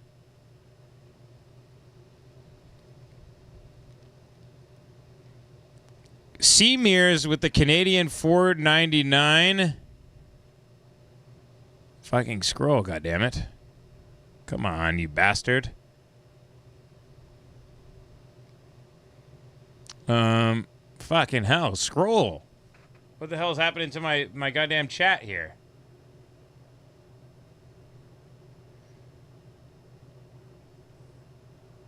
Here we go. Seamere76 with the 5 said, Ben, great show. Long time, first ever. Thank you, buddy. Have any great social interaction with the Vanderpump Rules cast out in the wild? Trad blue Dodger hat preferred. Well, thank you, my friend. I mean, is it a sin to own more than one color of hat? But, no, I've never ran into them. I produced a podcast for a lady who kept emailing them. But, no, never ran into them at all, I'm afraid. Never once had any interaction with that, that woman that, what would you call her? I guess she would be a, what's the word? A dumb bitch.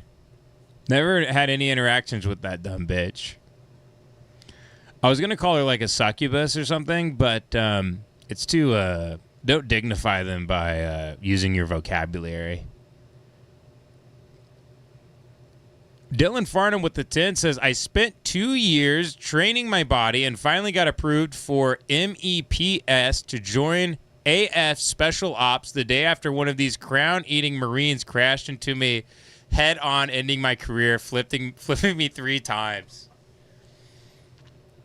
And then there's responses to Dylan Farnum saying this, but they're not loading. But regardless, that's a... Dylan, there's so much lore with Dylan Farnum, and one anecdote after the other is fucking hilarious.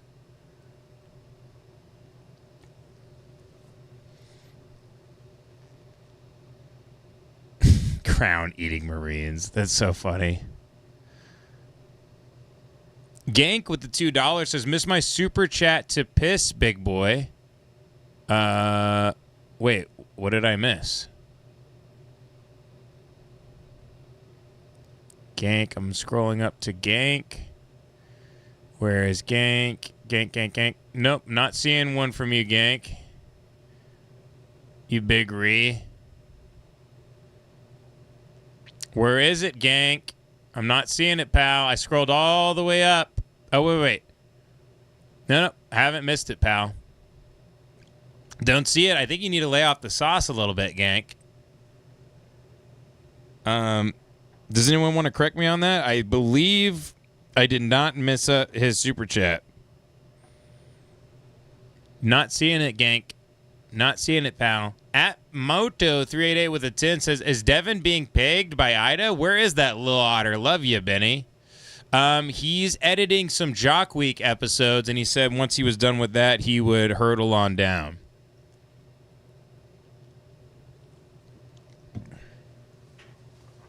And the man's word is his bond.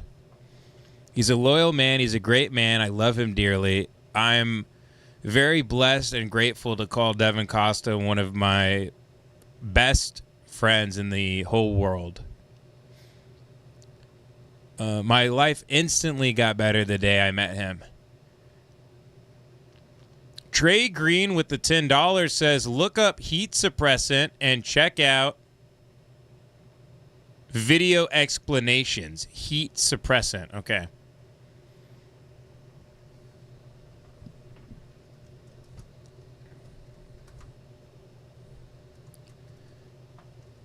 I'm not really sure what I'm doing here. Look up heat suppressant and check out video explanations. Okay, so I'm going to type in heat suppressant video explanations.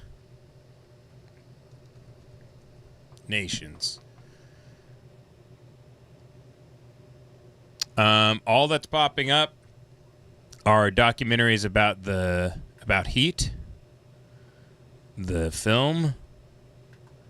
But so maybe we try this right here, heat suppressant. Man, so it's an anime thing? Damn, is this an anime thing? Learns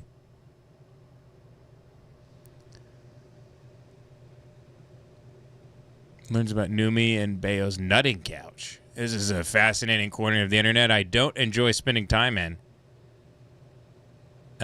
Like, I love dipping my toe in the water a little bit, but I'll never swim in these waters. Part of me fears the worst. Part of me fears losing my life to this world. Okay, so heat suppressant must be something about horny, anime, femboy, neo-Nazi, waifu enjoyer guys who love lolly. Okay, so I'm gonna click on this. I don't know. Hey, Guilties. It's me, Shokun. I noticed you were eating all alone during lunch. Mind if I sit next to you? Sniffs the back of your head. Urgle burgle. You smell so crunchy. Maybe I could take a bite. Oh no. I think I forgot to take my heat suppressant pills. Starts growling. The Urgle Burgle. I'm crying. You smell so crunchy. Yeah, it's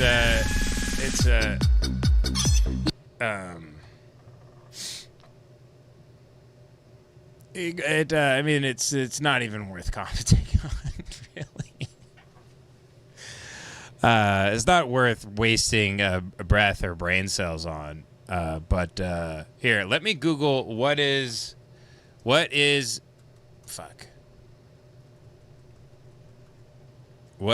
heat suppressant?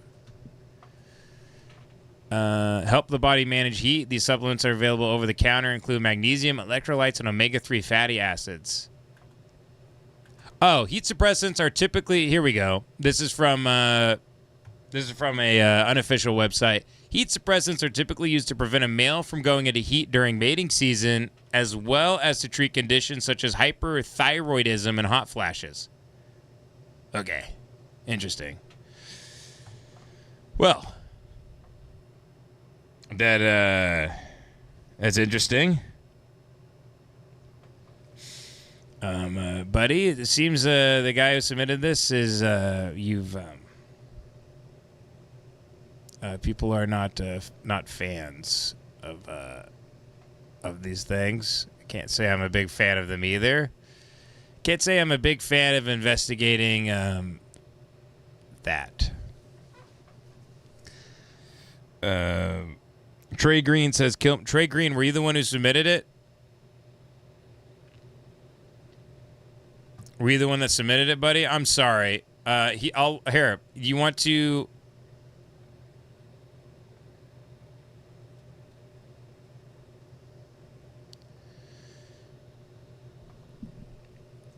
Heat suppressant pills. I guess I'll type that into... Yeah, buddy, I'm sorry. I don't really understand it.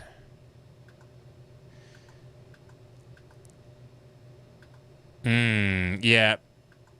It's okay, though. We're not going to let this slow us down. We're going to move right on. We're going to move right on. He says, TikTok videos or Instagram heat suppressants. Sorry, but I'm not going to leave you hanging because you seem to be really fucked up over this, especially. So I'm going to search it on Instagram real quick.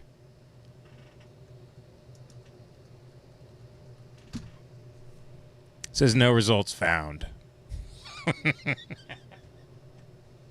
Why would it say no results found? I'm sorry, buddy. We just gotta. If you want to, hey, buddy, look, Trey Green, redemption. I believe in redemption for every man, and forgiveness. Email me a link of something you actually want me to see about this topic, since you're so down in the dumps about it and everybody's horrified. Send me an email, and I'll be checking my email throughout this. Okay, back to the show, everybody. So,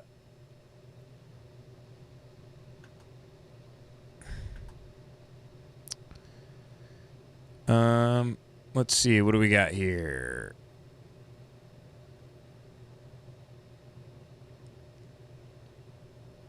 Christian Tweedy with the Canadian 20. Thank you, buddy. Says, hey, Ben. Been going through a breakup that was pretty sudden, but such is life. Found myself listening to the old Will and Dawn episodes and found myself saying things could always be worse. Very good. Such is the case.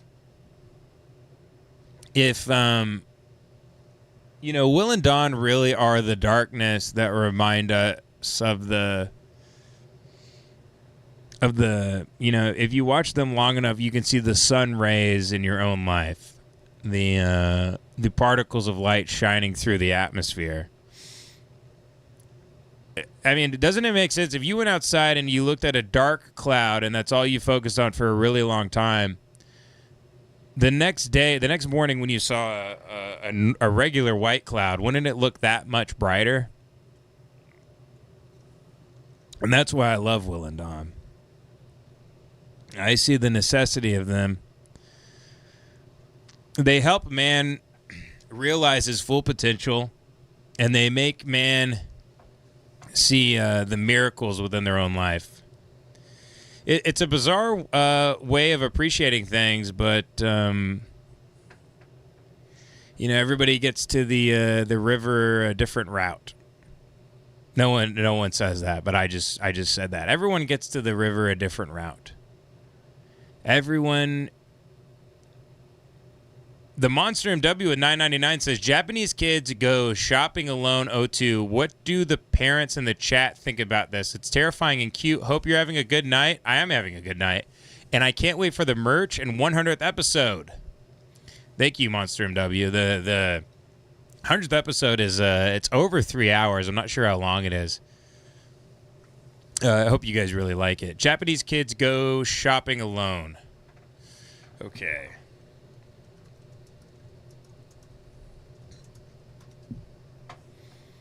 Okay, so she's wondering what parents think about this. ここはまた激戦区。早く買わないと売り切れちゃうよ。ありました。セロリ2本で100円。見つけたんですが、あれどうしたの？なんかもっと大きいのを見つけたみたい。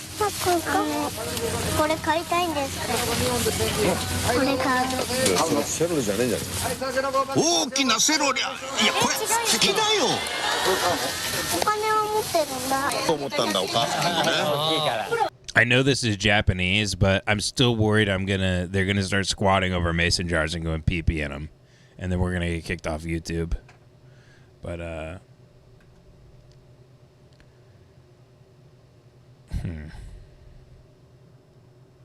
おとなしく待ってます。じゃないな。はい、僕ちお待たせ。はい、どうぞ。調子乗っちゃったんだ。好きだけでいいな。聞かれても上の空。これ長いままで担いでいこうか、二人で。ね、お利口さんだ。ね、もっと担いでいこう。はい、ご苦労さん。はい、お待たせ。どこのお店に行ってもお利口さん。はい、ありがとう。バイバイ。よくできました。一日にこんなにお利口さんって言われたことはありません。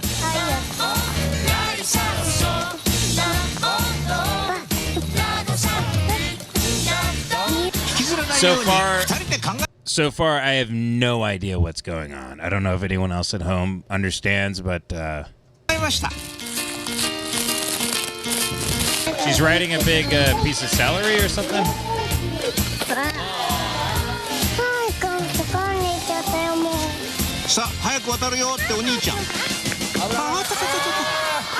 泣かない。さやかちゃん頑丈にできてます。カブトムシの公園まで戻ってきました。よく歩けました。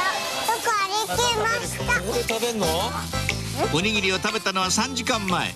お腹すくほどいろんなことがありました。お兄ちゃん、お疲れ様。ねえ、入ってるとこ。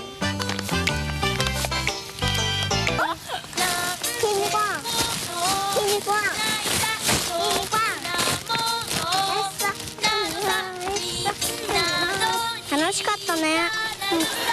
Monster MW says sorry. Why are you saying sorry? She says Monster MW says sorry. I'll get back in the kitchen. Yeah, no one knows what's really happening.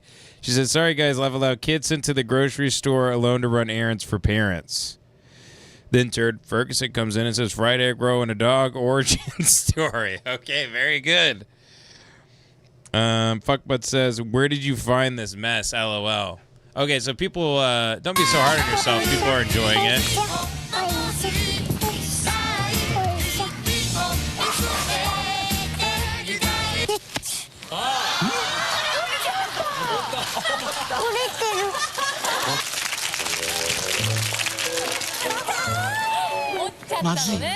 O兄ちゃんどうしよう。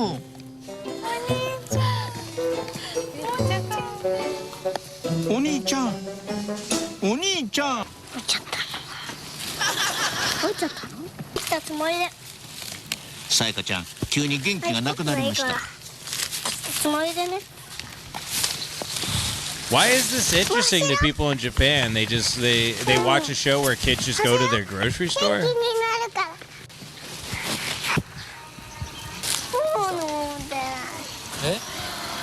Do you think it's comedic for them, or they publicly shame these kids? Do you think these kids get this is how they whip them into shape? They make kids watch this and they go, "You better not embarrass her, sorry.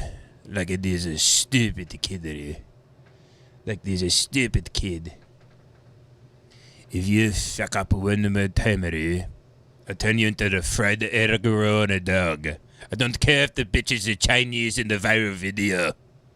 That Gen Z bitch. I do not care that the Gen Z bitch is a Chinese. I will still turn you into fried egg roll and a dog." さやかちゃん、キー以外の荷物を全部持って帰りました。Everyone in the chat is just making jokes, but they're jokes about Chinese people. No one's even hit the right race so far.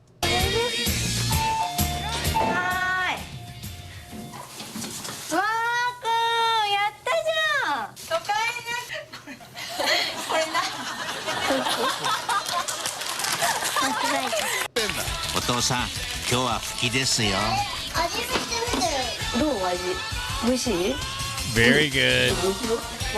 He goes, "It's delicious." And then she climbs up on the table and squats over the bowl and starts pissing in it.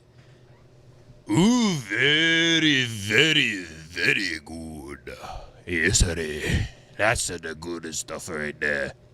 He takes the baby's diaper off. He's wringing the diaper to get all the pee-pee out into a glass. Hurry.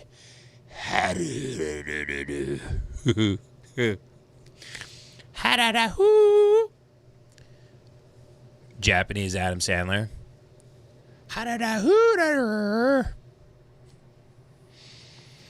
Everyone's saying Ben Chill. Fine. How did Adam comment he said I'm a gay N-word. He actually commented the N-word in there. Can you get away with just saying the N-word in there, or does YouTube know if you're black and if you can get away with it? Oh, it says message deleted by Fuckbud. Fuckbud, let the boys play ball. Let them play. Fuckbud says, Adam, come on, Jesus. Let the boys play ball. Come on. Ian Rhodes with the 20 says, hello, Ben. Big gay guy here. Want to show you a personal favorite R word? Look up Teresa Lazlarelli. I am doing a view on Raz. Teresa. Okay, I'm going to copy paste this shit.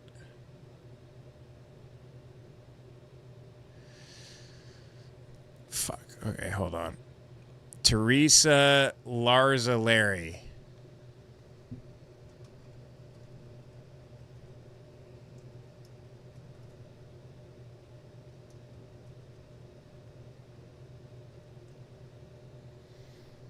It's not like it's a fucking insanely hard thing to type.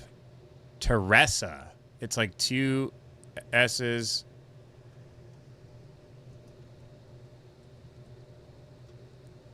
Lazarella.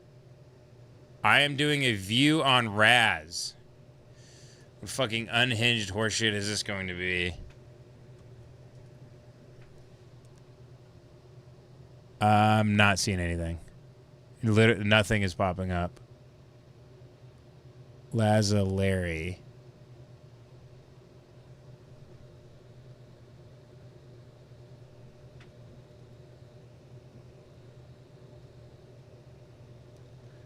Fuck this. I'm doing Raz.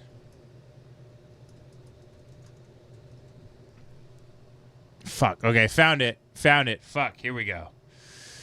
Very good. Okay.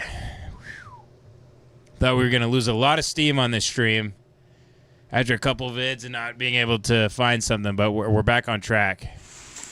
Howdy, everybody. How I'm doing today? I am doing fabulous. And I got a, Right a out of the review for gate. you guys. Really And good this shit is out of the called gate. The Rise Strawberry Cheesecake.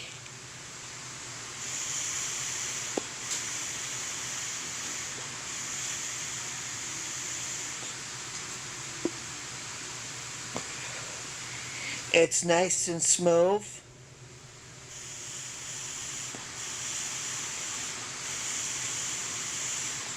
It's nice and sweet, but it's not too sweet. It's just perfect.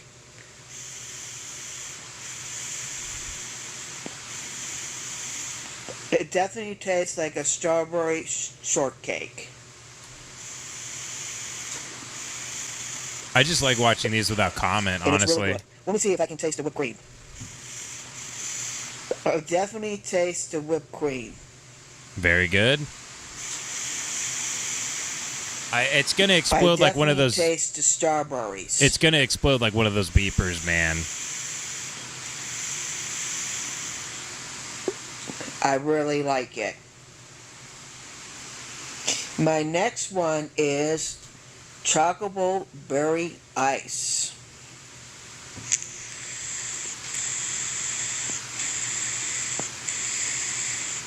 I definitely taste the chocobo. It tastes like a chocobo juice. Like strawberries, bananas, I'm gonna learn how to talk like her. oranges, Bananas. I don't think. Is it? She can't say L's? And watermelon. This is Yeah, nice she's like and smooth. Chinese. So listen to that, how she says watermelon. And watermelon. This is nice and smooth. Watermelon. So she has the accent of a woman who just lives like in the, Howdy. in the void. This is a woman who lives in the void, but somehow she's adopted the Chinese. But see, Chinese people replace L's and R's, like hello, like that. But she doesn't replace it with anything, so she just says nothing. Like, listen to the way she says fabulous. Everybody, how I'm doing today? I am doing fabulous. So she just replaces it with some random vowel. I've never seen this before. Listen to her say watermelon. Strawberries, bananas, kiwi, oranges, bananas. And watermelon. This is nice. Yeah, and she smooth. replaced the L with an O there. Watermelon. This is nice and sweet.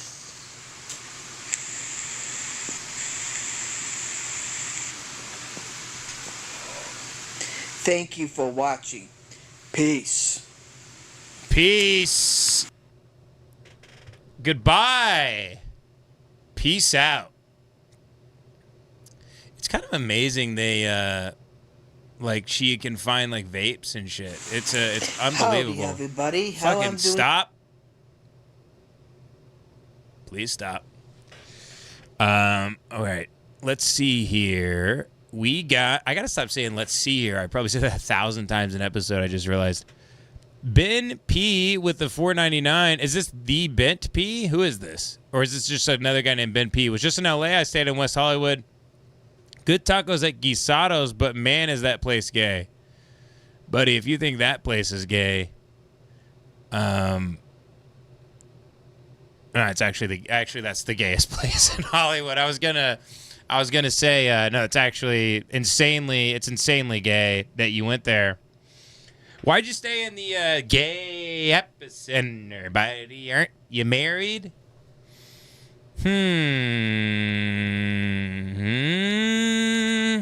Ben P.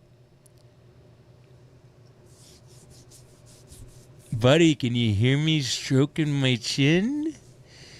Can you hear me stroking my chinny chin? Little pig,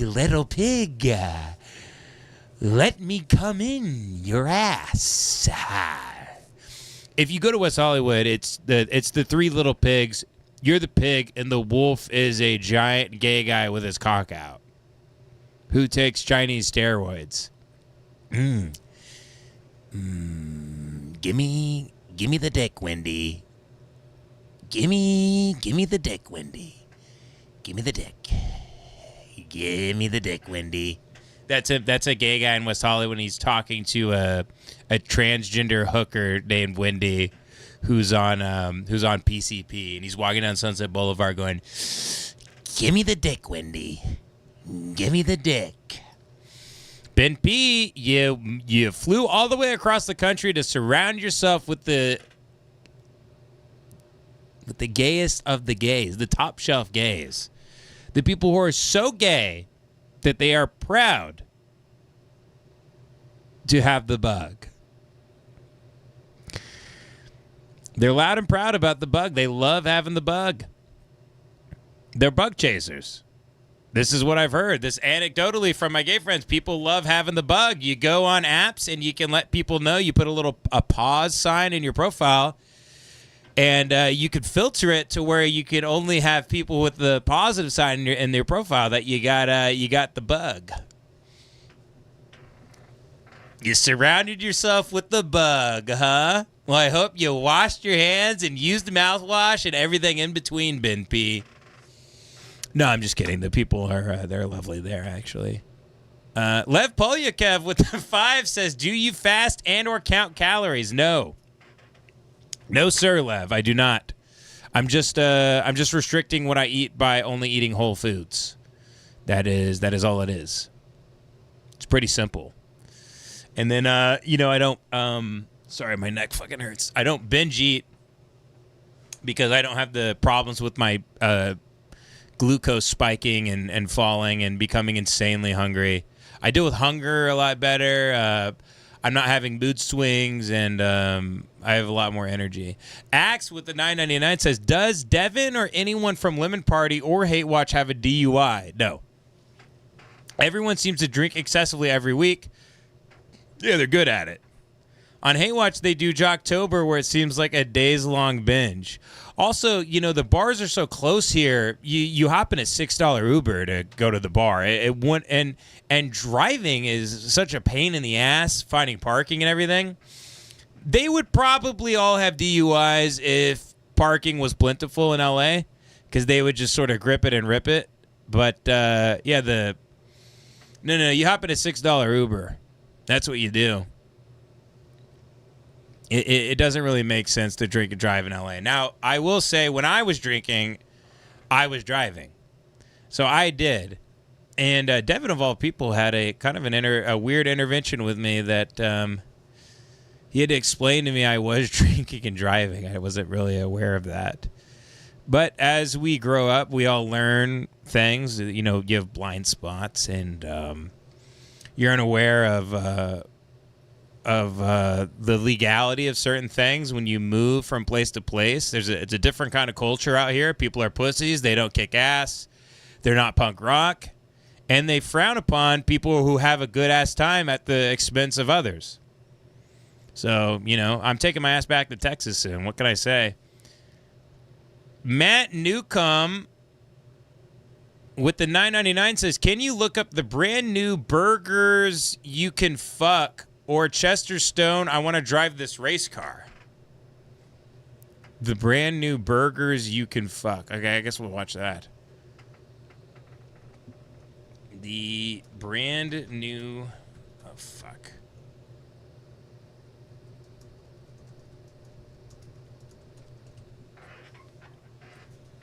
Okay, here we go.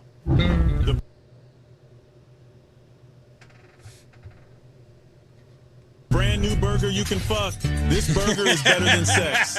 You can fuck this burger. Only at Burger King. I'm telling you right now, I'm going to have to start this one over. This is very good. And I'm turning it up.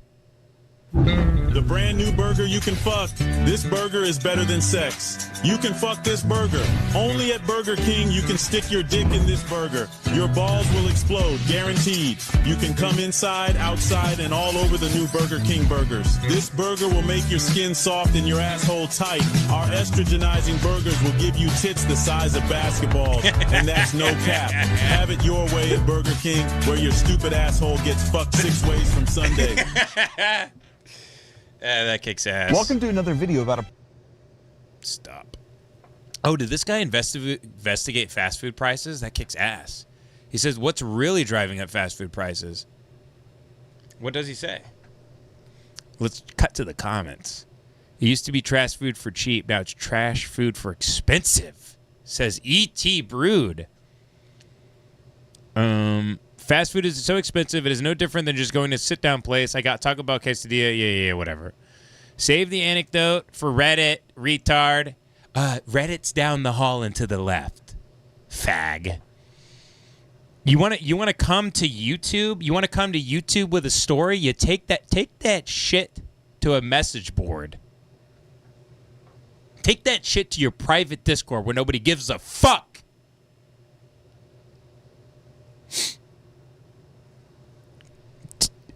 Reddit's down the hall and to the left. Retard. No, but seriously, I'm trying to figure out what he says in the video because I don't want to watch the 20-minute video.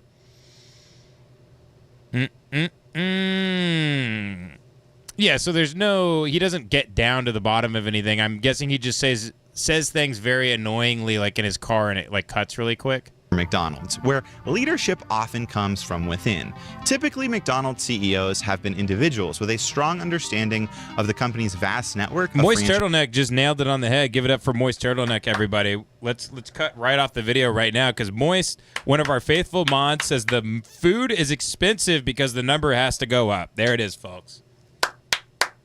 And maybe it's getting expensive because you're getting fatter, folks. Have you ever thought about that? Maybe it's getting more expensive because you order too much. Because you're a big fat, The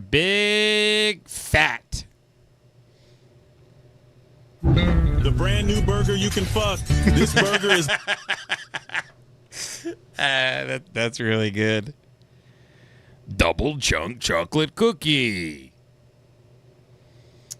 Let's see here. Okay, New Mexico with the 2 says, can we please get a Cumia check-in? You're going to have to give me more than that if you want to show me. Look, okay, whatever. I am a sucker for... Hold on. Let's do a 30-minute checkup. Let's see if Anthony Cumia... This is our weekly check-in. We're going to see if Anthony Cumia had a change of heart. Now, people get mad at me with how to pronounce his name. I'm not aware of how I'm pronouncing it. Is it that bad? Cumia, Anthony Cumia.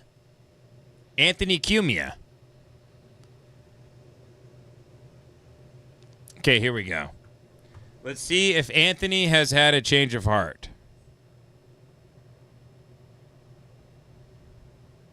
Anthony Cumia. Cumia. So they're saying it's Cumia. The blue light's over here, guys. Whoever's Matthew Baker, the blue light's right over here, folks. And look, I could change this, by the way. We can, if you want blue, we'll give you blue. That's a light blue. I like the darker blue. That is perp. Yell. That's like a lavender kind of. There's a deep purple. I like that. There's a Shrek green. Blue. Red. Let's do, there we go. Right there. Now we're talking. There's some blue for you, pal. Okay, back to Ant. I still don't know how to say his name properly. Is it Cumia? Cumia. It's like 3 ways you could say it. Okay, so he's mad about movies. Okay, that's good. He's not mad about black people talking in movies. He's mad about the lack of creativity in modern Hollywood. Okay. So he's not, so first tweet, he's not talking about black people. Second tweet, he's making fun of Opie. Good. Back to his roots. This says, wait, what? Are you being serious? About what? The guy's recording couldn't call 911. This country is fucked. Now go home and get your fucking shine box. Okay, well, yeah, I think we got our answer here. Coincidentally enough, her name is also Telekinesis. Very good. Yeah, very good. Very good. Excellent. Anthony is alive and well.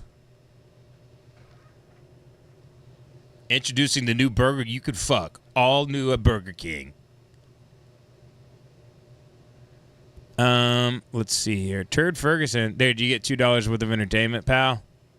You know I'm a sucker for looking up Ant. Turd Ferguson with the 5 says, Ben, would you please watch anti-Semitic heckler versus Jewish comedian?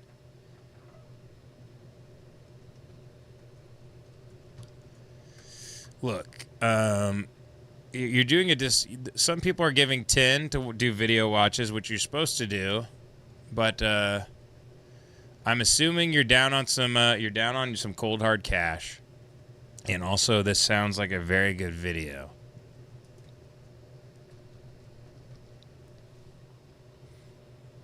Ooh, Steve Hofstetter, the GOAT, the OG of crowd work comedy. This guy, Steve Hofstetter, started the whole thing. He's the reason there is crowd work comedians. When you yell something out at a comedian, you're an asshole. When you yell out an anti-Semitic joke, you're even more of an asshole. This gets extremely awkward before it gets funny again. Enjoy the cringe.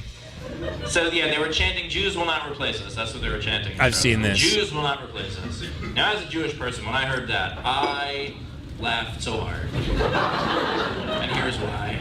What the fuck job do you have that you're worried the Jews are coming for you?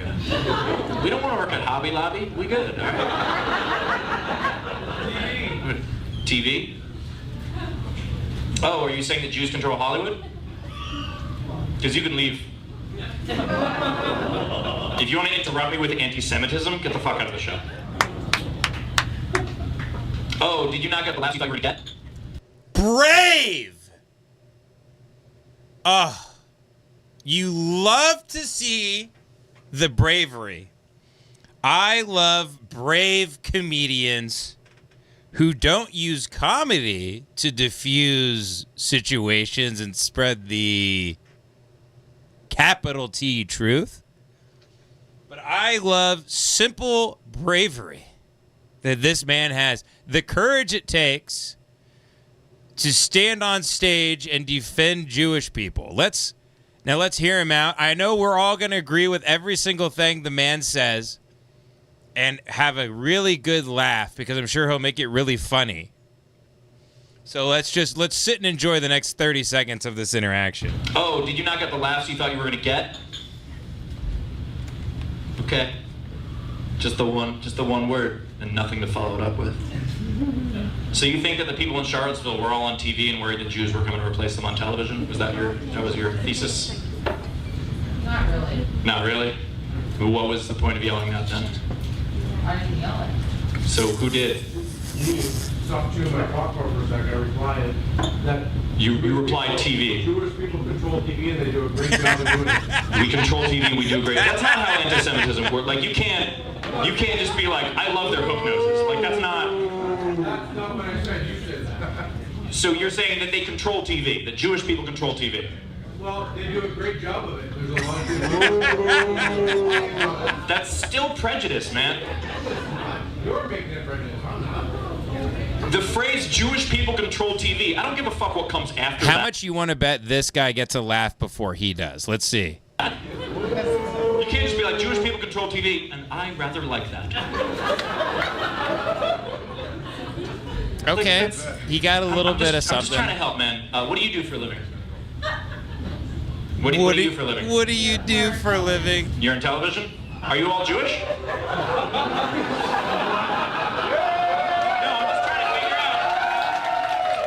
I'm just trying to figure out how non-Jewish people work in television.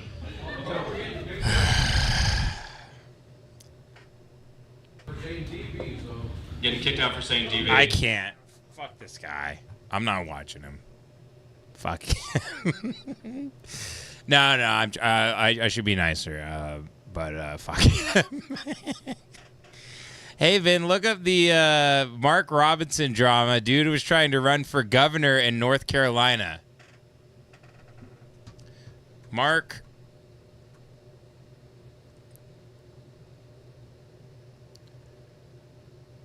Robinson drama. Okay. Let's see what the fuck is going on. My M key keeps getting stuck. Very good.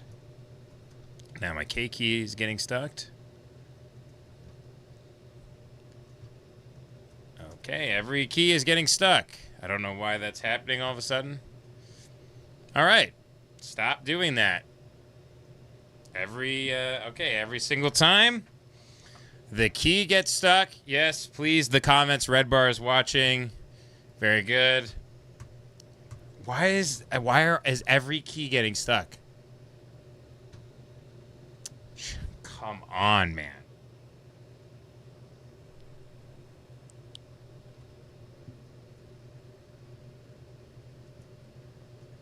Okay, now it is working.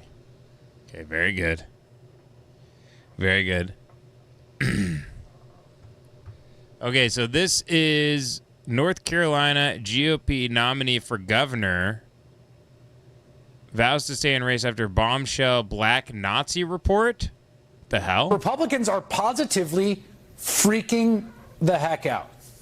You see, the deadline to withdraw from the state's gubernatorial election is 4 hours.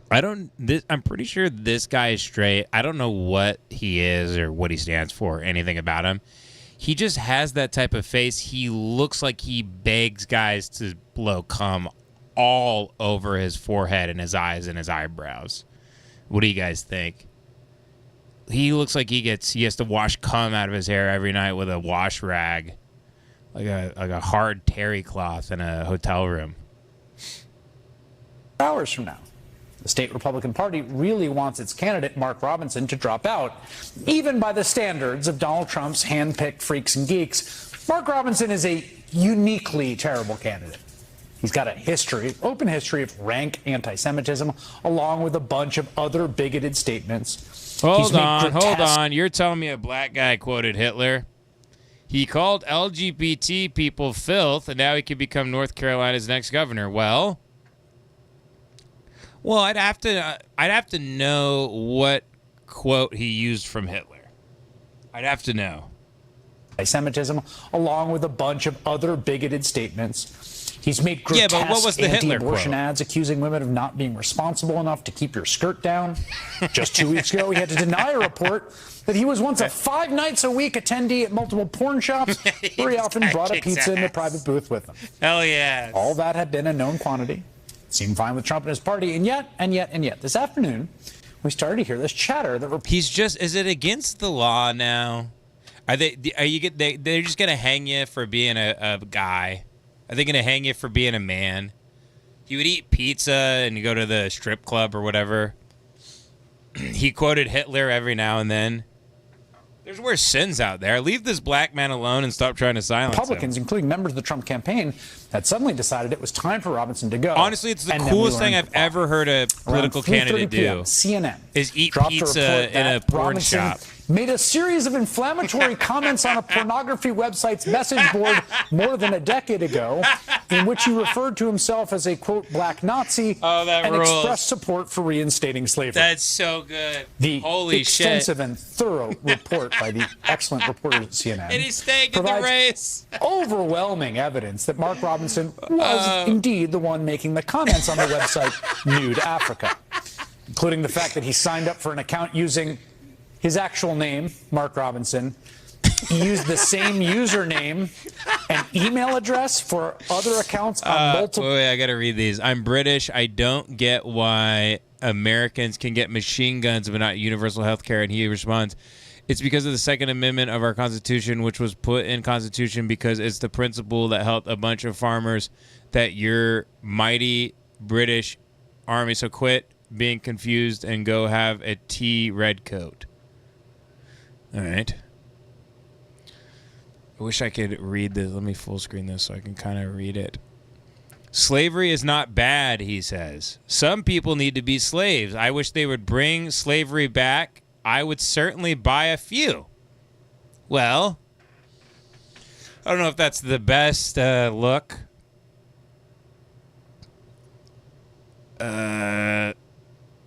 Well, he might have been, people always take tweets and posts and stuff at face value. He might have been irony posting. Him and Prospector 88 and the whole gang. Maybe he was a child of something awful.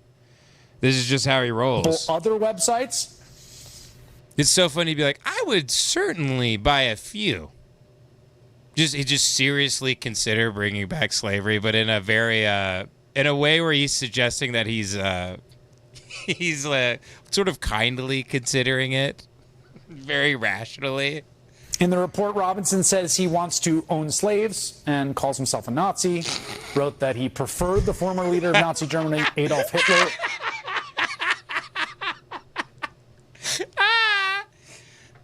Over the leadership in Washington during the administration of Barack Obama. Over the leadership in Washington during the administration of Barack Obama. I'd take Hitler over any of the expletive that's in Washington right now. Also, Robinson graphically described his own sexual arousal as an adult from the memory of secretly peeping on women in public gym showers as a 14-year-old. Robinson recounted the story as a memory he said he still fantasized about. I mean, who gives a shit about that? I mean, 14. I mean,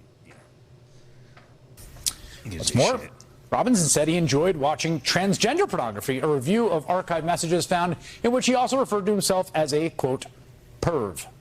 Hell yeah. Now, of course, it is our position strongly here on this That's program. just dudes rock. Consenting adults That's all that in a is. free It's country just should be dudes free to rock. produce and consume any kind of pornography should they want to. Transgender pornography obviously included. It does, however... This is so good. Present a stark contrast with what Robinson says now about LGBTQ folks. There's no reason anybody anywhere in America should be telling any child about transgenderism, homosexuality, any of that filth. And yes, I called it filth. Does seem to be a bit of a filth expert. In an interview tonight, Robinson denied that any of the messages belonged to him. I guarantee you Chris Hayes in the back of his head, he's like, I wonder if we can get an interview with Mark Robinson. And I wonder if I could maybe get dinner with him after the show. And I wonder if I could go back to his hotel room. And I wonder if he would be really aggressive with me. I wonder if I got a few martinis in him with those olives with the blue cheese in him. I wonder if that would make his cum a little bit thicker and spicier. I wonder if that would make his cum stink the way I love cum to stink. I wonder if Mark Robinson's cum would burn my eyes. That's all he's thinking about. It is funny to be like, it's so funny to be like, now I know what you're thinking. It's fine to masturbate to copious amounts of trans pornography. That's very progressive. Please don't turn off your TVs. However, let's get back to the story here. He loved Hitler also. So, as you can see, not only does he love Hitler, he's a liar. He's a liar. Because he actually loves to masturbate to transgender pornography. Did I mention he loves Hitler? You know, it's only so bad. You know, he loves Hitler, but at the same time, he masturbates to chicks with dicks, which is good. But it's bad that he likes Hitler. Folks, we're a very confused country. Eli Snyder with the $9.99 says, nope, got him. Kevin Williams. Where the fuck am I? Goddamn, where am I?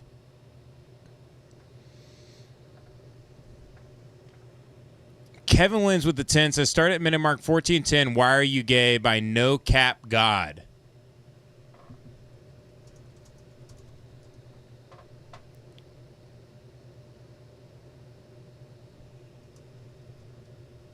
Thank God my keyboard's working again. Okay, and I have to start at 1410.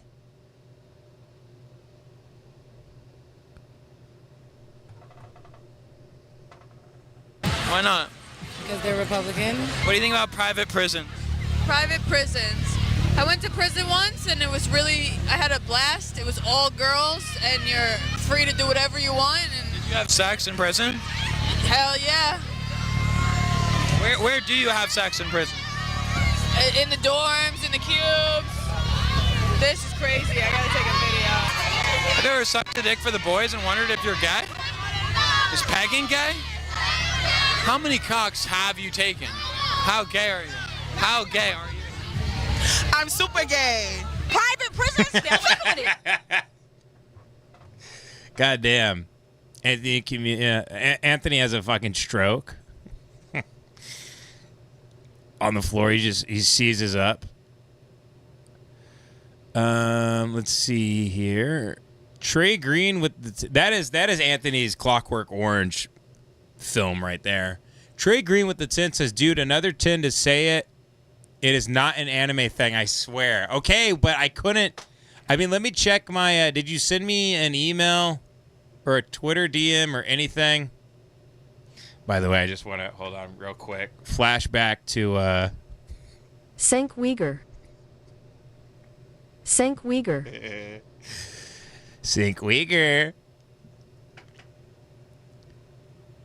Oh, Trey, you did. Okay, so here's Trey. Can I show your? So Trey says, "Man, that was brutal. I thought it was more accessible information, but I guess not. I won't fucking bore the chat with a video, but it's some terrible trend where there are alphas who go into rut around omegas who go into heat. When the alphas rut, they will have uncontrollable urges and rape omegas. So omegas have to take pills to suppress their heat, and they are taking literal pharmaceuticals to suppress hormones." At least that's what I've gathered, and it's fucking odd. I saw it on TikTok. It's disturbing. Buddy, send it. Send it, buddy. Oh, and also Fuckbud emailed me. Yeah, and he emailed me his real name. I won't dox him. Okay, anyway. Going back to the show here. Trey Green, we forgive you. We love you. It's okay, buddy. You're into weird shit and you jack off to anime stuff. You jack off to weird lolly shit and you're proud of it. It's fine, pal. You've been outed and it'll stick forever, and there's nothing you can say to repair your image or your character. Trey, I'm kidding. We love you, buddy. David with the 10 says, hey, I sent you a vid on Twitter about how Thomas Jefferson did not have kids with his slaves. Too long for the stream, but you better watch it. And where's Devin, John, and Joey? We want Hate Watch. They're not recording Hate Watch today. Devin is, let me see if he's texted me. No, I'm not going to dox you, Fuckbud. Fuckbud thinks I'm going to dox him.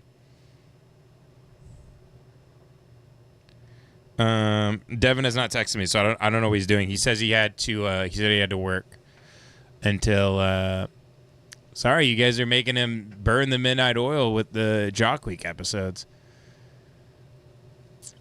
C Mares 76 with a 9.99 says, Ben, please search Terrell Hatton meltdown. I love a good Terrell Hatton meltdown.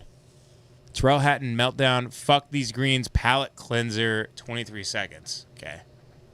If you don't know who Terrell Hatton is, he's an English golf player who he was a very late dissenter to live. He kind of did it quietly because when they got Rahm, I believe they got Terrell, and he's a bit of a cocksucker. I saw someone at the U.S. Open in the practice round hit a stray drive, and it went past him on a tee box on number 5, and he took his tee out and he threw it at him and was looking around. It's like it landed within like 20 yards of him. I mean, who gives a shit? He's such a goddamn baby. So you want the video that says fuck these greens.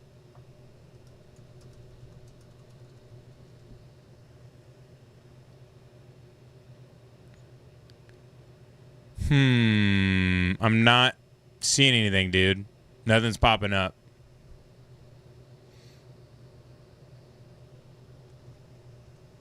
Terrell Hatton meltdown. It's 20 seconds. Is it his F-bomb at the Masters? Is that the one you're talking about? 23 seconds? We need something good to happen. Pump some energy into these patrons. Yeah, I think this is an angle you've got to go a little more upstairs, one hop. Oh my goodness gracious me. How fucking big was that bounce?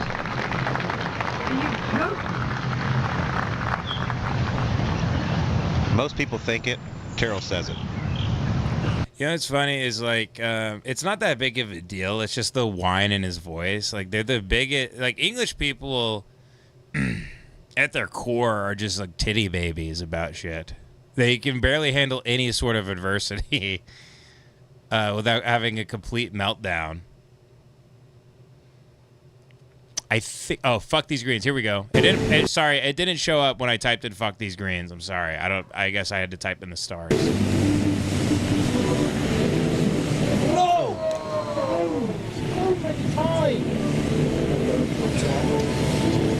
Fuck these greens. Mr. Angry strikes again. If you've yet to sign up for Live Golf Plus, you're missing out.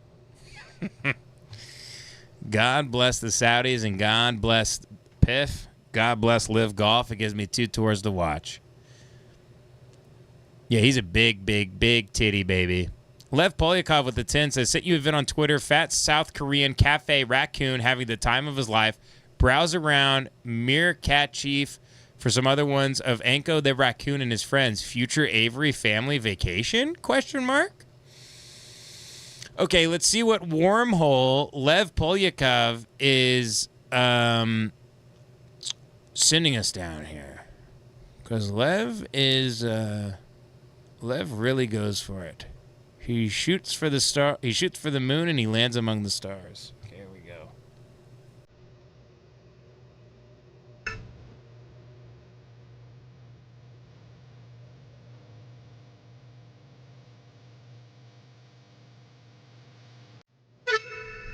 Lev, what are you? Why did you want me to watch that video? I mean, it's very cute, but let me go back to your message.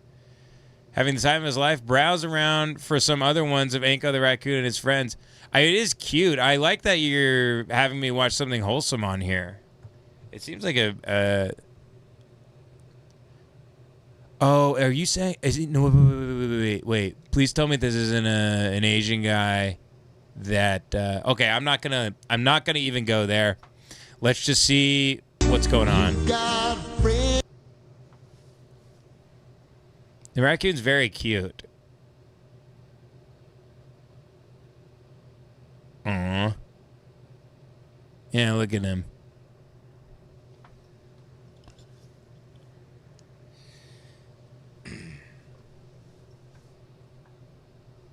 Oh, what a nice little guy, huh? Beautiful.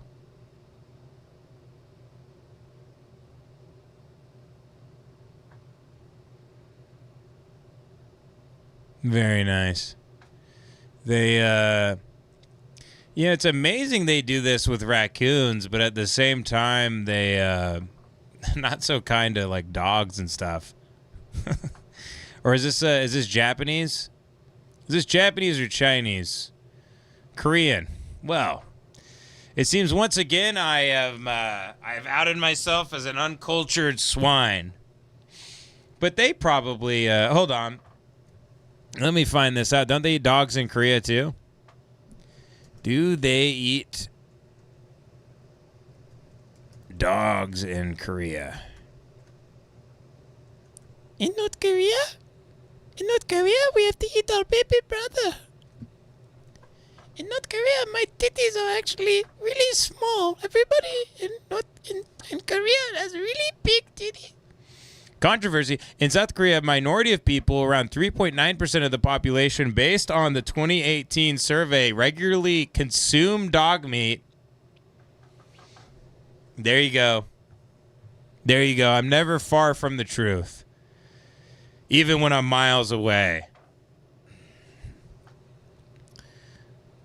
What's your favorite? This is from Arbia Mito with the 20. Thank you, buddy. He says, what's your favorite opening sentences of novels? I like Mrs. Dalloway said she should buy the flowers herself and the sun rose having no alternative on nothing new. Great Beckett quote. Isn't that Beckett's Murphy? Isn't that what that is? Let me think. Great opening line of a novel. Like my favorite one. Probably, here, I'll show you. I don't want to fuck it up. I love this book. It's such a schizo shit show. Fuck. Because I especially like lines when they're really, really funny. I had an opening line of my book that I've been working on. I had it for a really long time, and it was super funny. And I was like, I got rid of it. I've had like 20 scenes that I really, really, really loved in my book, and I've got rid of almost every. Actually, yeah, almost every single one of them is gone now. The more I've thought on it. I've ripped out everything from the book that I've gone through. I've destroyed everything from the book that feels written. I don't like anything that feels written. And I also saw like an interview with Norm where he says a great writer is accessible to all. And he tried to do that with his book. So I've really been thinking about that too in terms of like I especially have my wife read chapters, and if like she feels lost, especially in when I was early working on it in the early days, like I'd send it to her, I'd show it to her, she'd read the chapter, she goes, I feel kind of lost here. And I think I just had a lot of insecurities, especially when I was at the very, very beginning when I was trying to figure out all these things. And now I just focus on the fundamentals. I don't want anything to feel written, and I want it to be as easy as possible for the reader, where they're just really invested in the characters. They're always wondering what's going to happen next. It's easy to follow along, and it's not purposely vague or there's words that people don't understand. Because I realize that the reader's imagination is so much richer than what you could put on the page, and there's a way of getting there gracefully and with ease, so you can have them paint the image in their head that you have painted in yours. And and then obviously there's guys like Faulkner and stuff that are like, touched by God, and they have these crazy long sentences and huge words and stuff, which is amazing in and of itself. But I'm really, really. And Aaron's been great in terms of helping me get better through the years. My friend Aaron Gwynn, where he just really teaches me he's led me. I've sent him very little of what I've written, but he's liked a lot of it, and he always helps me with just understanding the fundamentals of writing. And sorry, I don't know why I got off on that tangent. I'm sorry. So here's the opening sentence of a book I really love. Let me see if it's here in the Google preview.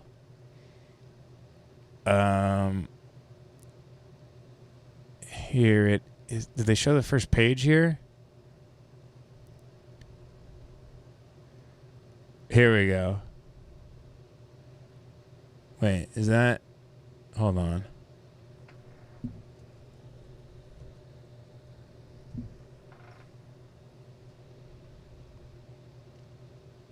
Okay, yeah. Here it is. So this is from Valis by Philip K. Dick. Horse Lover Fats. So this is his name, Horse Lover Fats. It's like a play on Philip K. Dick. Horse Lover Fats' nervous breakdown began the day he got the phone call from Gloria asking if he had any Nembutals. It's a sedative. I'm not really sure how to pronounce it. I'm not like a drug addict, but I think it's Nembutals. Horse Lover Fat's nervous breakdown began the day he got the phone call from Gloria asking if he had any Nembutals. He asked her why she wanted them, and she said that she intended to kill herself. She was calling everyone she knew. By now, she had 50 of them, but she needed 30 or 40 more to be on the safe side. At once, Horse Lover Fat leaped to the conclusion that this was her way of asking for help. It had been Fat's delusion for years that he could help people. His psychiatrist once told him that to get well, he would have to do two things: get off dope, which he hadn't done, and to stop trying to help people. He's still trying to help people. I read that, and I know it's not the opening sentence or whatever, it's the opening few paragraphs, but I still love that first sentence. But fuck, that made me laugh so hard.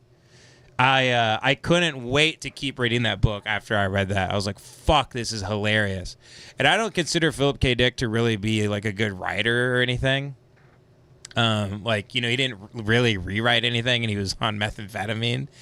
But I don't really give a shit. I don't go to, I don't read his stuff for the prose or anything. I just, I like seeing how fucking crazy he is.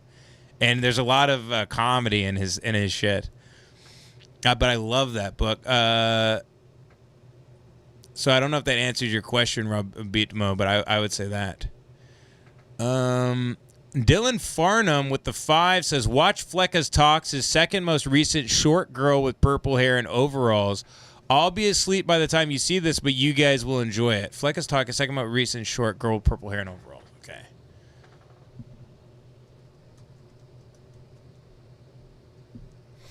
I love Fleckas. He follows me on Twitter. He seems like a nice guy. I haven't really watched his show, but I've seen funny clips here and there. Okay, here's purple hair. Day one of being a homeowner. I was inside. Zizi was outside taking care of some of our plants. I did go on top of the roof to make sure we didn't have any immediate problems. And besides missing just a few shingles, the roof does actually look pretty good for being a 20-plus-year-old roof. Also, this is my HVAC, otherwise known as my problem.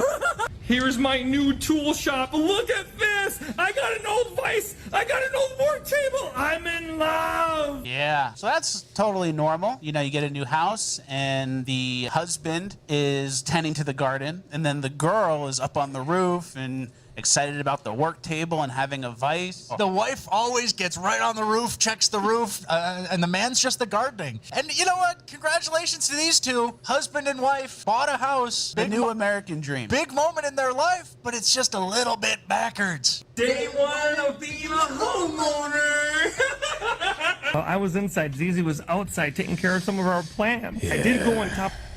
Interesting.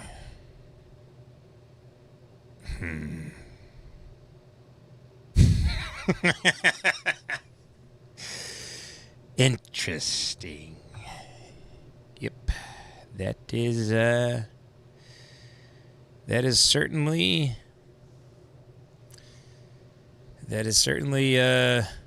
uncomforting. Someone goes, Jesus, who cares, dude? So is this day 12,000 of being a homo?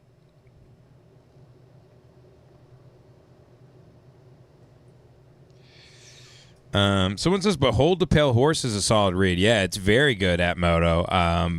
The great William Cooper. A man who was a martyr for the truth. Jared Ingalls with the 10 says, merge to Canada International in the future. Search, stop eating so many pork chops. Let me off this train. Very good. Yep, I'll text Jace about that and see. Jace is in charge of all the merch, and he's been controlling it, so definitely let him know that we need to get that to Canada. I'm still uncertain why we're not doing that. Search, stop eating so many pork chops. Let me off this train. Okay.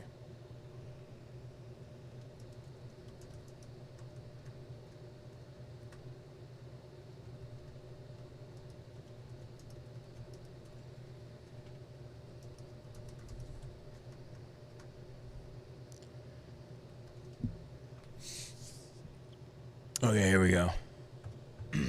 This looks like it's going to be gold. This looks golden right here. Yo, you fat ass bitch, eat too many pork chops. Let me off this train. I'm trying to help you. Shut up, you fat bitch. Stop eating so many pork chops. Back up off the tank. Go on the diet, you fat ass bitch. That's why you ain't got no man. You're too fucking fat. Nobody wanna fuck you. You're too fat, bitch. You eat too many pork chops, too much rice and beans. You dumb ass, stupid ass bitch. Hey, yo, Fred, get this girl. Dude, dude, old black schizophrenic guys on the train. And it's funny too to be, I love when these guys are outdated with their insults. Insinuating, because, someone in the late 80s would get fat. You'd assume they just eat too much pork or something. Or too much rice and beans. But that's not the case now. But it's a really funny insult. Now rice and beans and pork chops, you look pretty damn good by today's standards. No one from where, so I get out. Call the police. But this train ain't going no one from where, so I get out. Call the police. This train ain't going no fucking where, so I get out. This door's... I don't give a fuck. Get me off this train. This is my stop. I don't give a fuck about the door. Yeah. This door is locked. Yeah. So I said, you have to use one of the other doors. This one doesn't open. Don't move the fucking train till I get out. It's not gonna move until you get out. All right. That's all I'm saying. Around all these motherfucking white people. It's talking to a black guy. What's he saying? All these motherfucking immigrants and white people. This fat ass bitch wanna harass me. Shut up, bitch. Shut up. I wanna talk to you. I'm talking to none of you motherfuckers. It's like an Eddie Murphy character or some shit. You motherfuckers. You got a days, bro. You got a days. Oh, you motherfuckers. Oh God, that was so good. Holy shit, that ruled. That was so good. Okay, guys, real quick intermission. I have to pee. Give me, and I know I've seen Red Bar. He does intermissions where he gets a little bit of a break. Allow me 60 seconds to just take a piss. That's all I ask for, folks. Folks with an X. 1 second.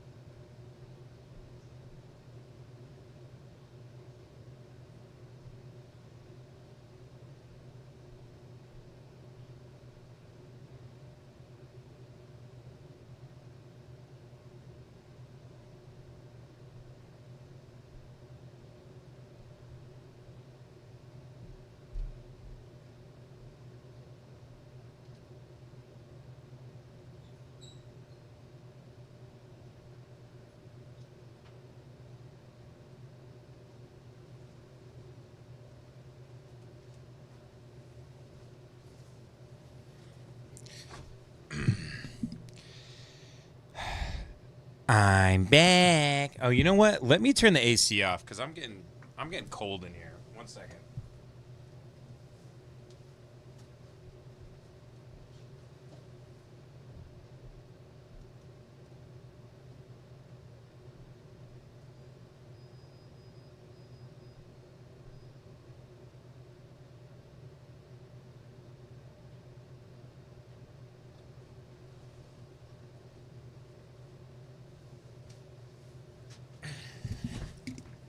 Alright.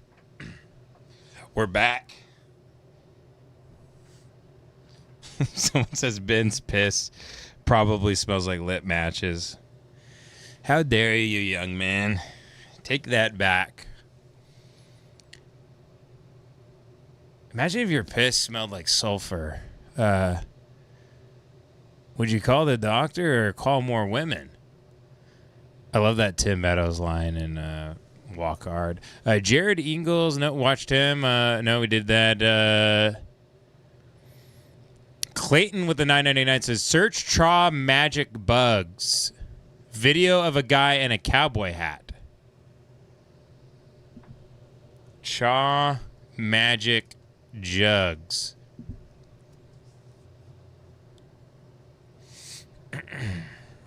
Magic Hugs. Excuse me. How y'all doing? My name is Henry Bankshaft, but everyone just calls me Chaw. Now out here on my ranch, I like to work real hard, so it's important for me to take some time out and reflect on my life.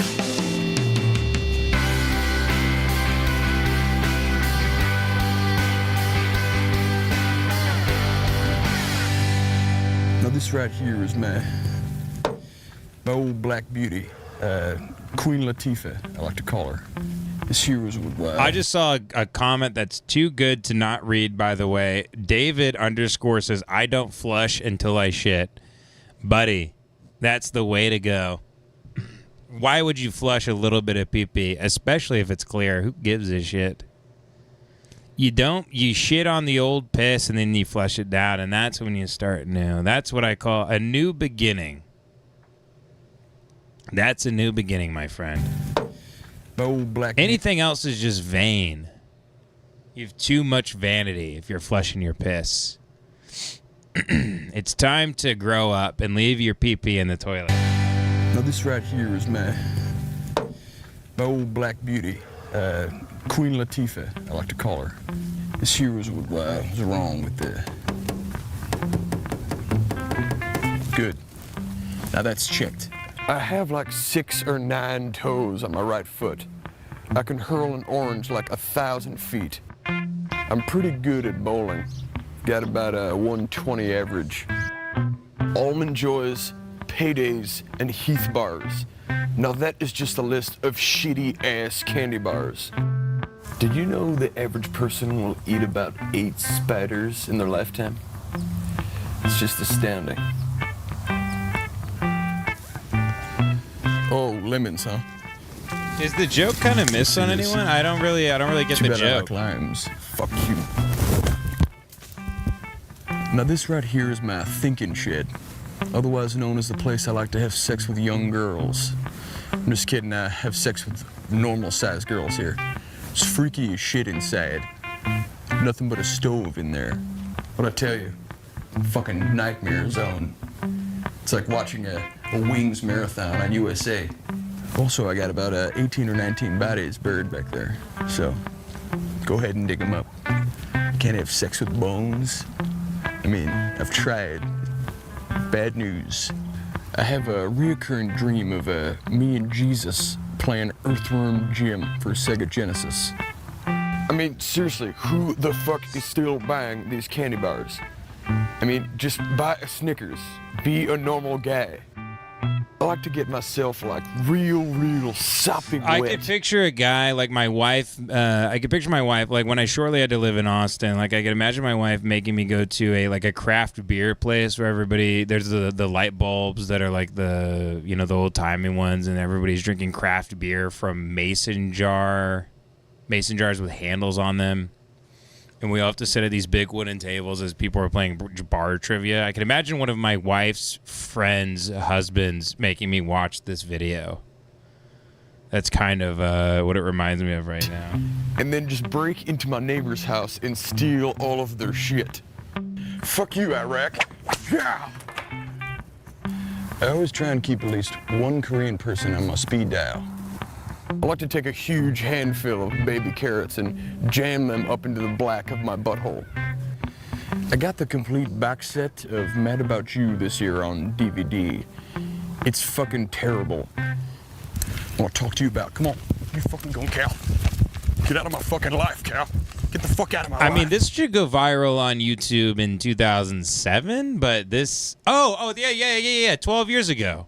2011. That makes sense. That's when this was... That's when people were like, frick yeah. I love this. I live for this shit. That's what I fucking thought. This is like people love the movie Inception, and like this is their idea of comedy. Yeah. Where it's like, yeah... It's like Smosh shit. I think the guy who submitted this, I think he definitely thought it was cringe.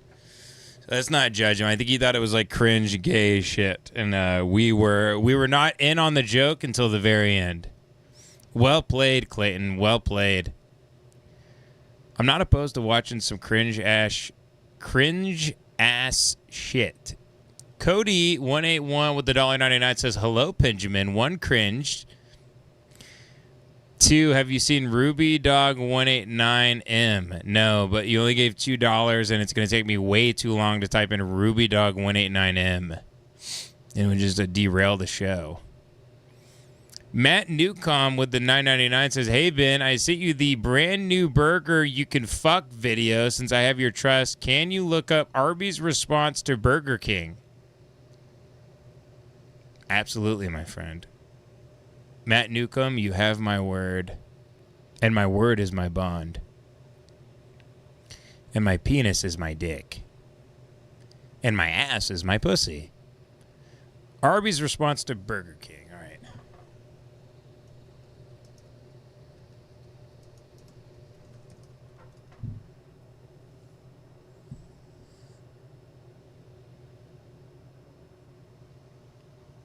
Okay, here we go. Ever since Burger King dropped that dumbass commercial about having a burger you could fuck, we've been hard at work here at Arby's headquarters, and we developed a burger that you can fuck and eat. Take that, burger queer. I shoved your burger in my ass, and I liked it, bitch. In fact, I already fucked the burger we show in this commercial, and I came hard in that nigga. Yeah, that ain't Arby's sauce, buddy. Arby's, we have the meat. That's good shit. Another fantastic submission. That voice is so spot on. I don't know how they got it. It's too perfect. It's almost like they hired the actual guy. Another banger. AR with the $2 says, Anthony, come in your ass. Very good. AR, that was a ground single. A ground out. That was a grounder to the left field. Single. RBI. Well done, my friend. Ben P with the $2 says, was close to work out there, but I did get AIDS. Yeah, I bet you had to go to West Hollywood for work. Ben P. What were you working on? Why did you have to be close to West Hollywood for work? What sort of work is there to be done? I mean, if you're not Ed Buck. Farrell 2 with the 20 says, little late to the gay orgy here, but some sort of Will and Dawn, please. I hear they go to Daytona again. Must be riveting. Give it up for Farrell 2. Folks, this is the part of the show when we get a second win. We're putting up another sale. The maelstrom is rolling in off the deep. The dark clouds, the pulsing thunder, the wind is whipping, the sail is up, and we're off to the goddamn races. A Will and Dawn video? Are you kidding me? Because I've been out of liquid here. I had my Guinness. I have had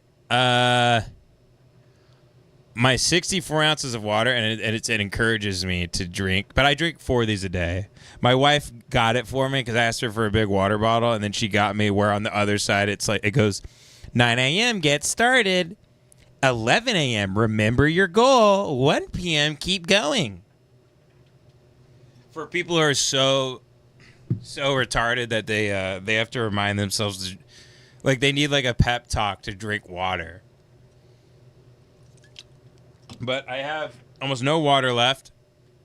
This I only have a few sips left. And I got to keep going, but I'm out of liquids here. I just want to shout out that Olipop one more time. Crisp apple. Crisp apple. You guys like my plosives on crisp apple? Crisp apple. Okay, here we go. The moment we've all been waiting for. Yankee in the South. Yep, they're that time of year they're filming pumpkins in the pumpkin patch, and Will often mistake a pumpkin for his own wife.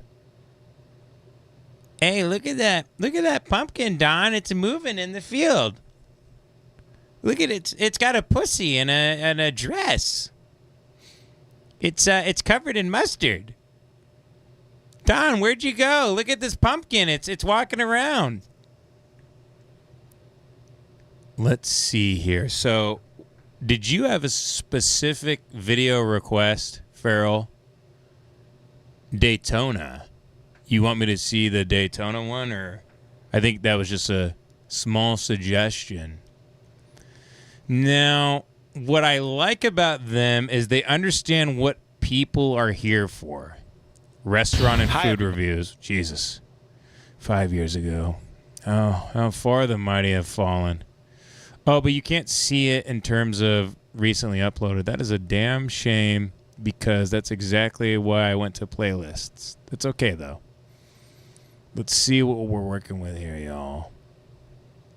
Man, they just upload more content than anybody, and everything they post gets as many views as Lemon Party. It's folks, we are here. It hurts the ego a little bit, I'm not gonna lie. In Cape Canaveral, Port Canaveral, and we're gonna head down the the coastline. Wait, user 710 says 2 gallons a day. Is that too much? I weigh 208 pounds and I'm 6'4". I mean, is that really too much? Let me know, by the way. Should I not be? Because 64 ounces, I drink 4 of them. That's my third one. I'm going to drink another one when I get home, probably, if not finish it. Someone says water poisoning is real. How many times are you pissing a day? I don't know. I piss a lot. I'm pretty much always thirsty. Anyway. See, and now you guys can't say I'm like Will anymore. I'm not looking like it. My face isn't bloating, and I drink lots of water. We're probably going like Daytona Beach and just. This is the film Unbreakable, and I'm at one end, Will's at the other. I drink 200 ounces of water a day. Someone saying I'm pre-diabetic. What the hell? Say goodbye to your feet. Supposedly an ounce per pound of body weight. See, there you go. 208 ounces. See? That's what it is, because 64 times I drink about 4. And, just see what we can see. We're going to do a little driving up the A1A. Dawn, Jamie, you guys ready? Ready. Let's do this.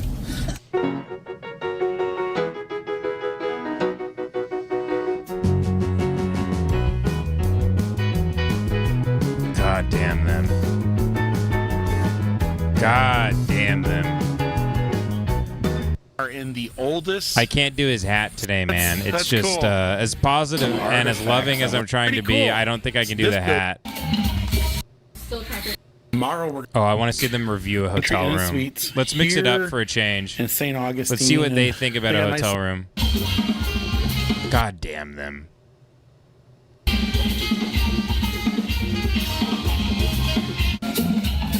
God damn them, man.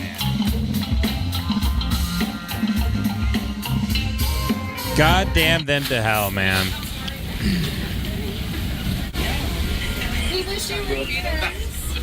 So we're checking in to the Country Inn and Suites here in St. Augustine, and they got a nice little seashell painting here. And we'll kind of do this real quick here, but here's the bathroom. Very basic. Very basic. Huh. The Man, he is a towels. cunt. It's just Nice little it's a tub. bathroom, and he goes, huh, standard, I suppose. Looks clean. Dude, you pay, and look, I'm trying not to be negative here on the show, right? But, every man judges whether he tries to or not. You're paying $80 for a hotel room. What do you think you're going to get?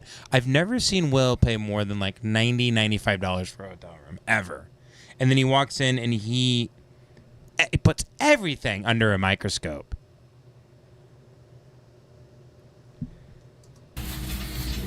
Jamie. Yeah. She's probably like, "What? How did I get with these?" I'm still trying to figure out how the heck did I get here. Dawn.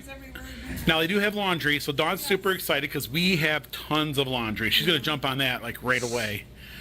But anyways, there's two queen size beds. Damn them. One God there. damn them. One here. Little desk for me to work on tonight. And I do have to work tonight. And TV, but pretty much basic. You right? forget he's constantly editing. Basic. Yeah, pretty good. So, folks, we are back here in the Smoky God damn Mountains. them We to do hell, have man. a couple more videos from our road. Just fuck him. Fucking asshole. Such a fucking cocksucker. Oh, there he goes. See, even pronouncing a word as simple as goes, Goes. Oh, there he goes. Somehow he can't even really get a grasp on that. It's, again, I use this word too much describing them, but it's remarkable. It really is. It's always been good. I know that. Yeah. You on a diet again, Will? All of the stuff. Go ahead. Good, look at that. The drumstick. Looking very good. We've had that. But it isn't all you can eat, and there's no all you can eat places out there that are going to let you take things home. So keep that in mind. They'll fill up everything over and over as much as you can eat, but you can't take any leftovers home. I think they will let you take home the dessert. You can take home the dessert if you like. And these are those cheddar biscuits. Look at that. And boy, do we have a great view of the island. Just wasted. And I love the atmosphere wasted in here. on them. It's Completely it's kind of like wasted. you're sitting in Paula's home, having dinner with the family. Yeah. And they do have. I mean, I suppose even if Satan looks up, he has a view of heaven, In a weird way. In a weird way, the damned... in a weird way, the damned can see some of the greatest sights in the world if they only look up in the haze. This is frozen daiquiris and that now. I think that's new. Meanwhile, I go to dinner. I look out the window and I see a Puerto Rican guy on PCP spreading his ass cheeks and shitting all over a weed. So. It's we live in two totally different places. Frozen daiquiris are new. Let's go ahead and get into those cheddar biscuits. Cheddar biscuits, I think is how you say them, right? Ooh, look at that. That looks good. And they're piping hot. Oh my god.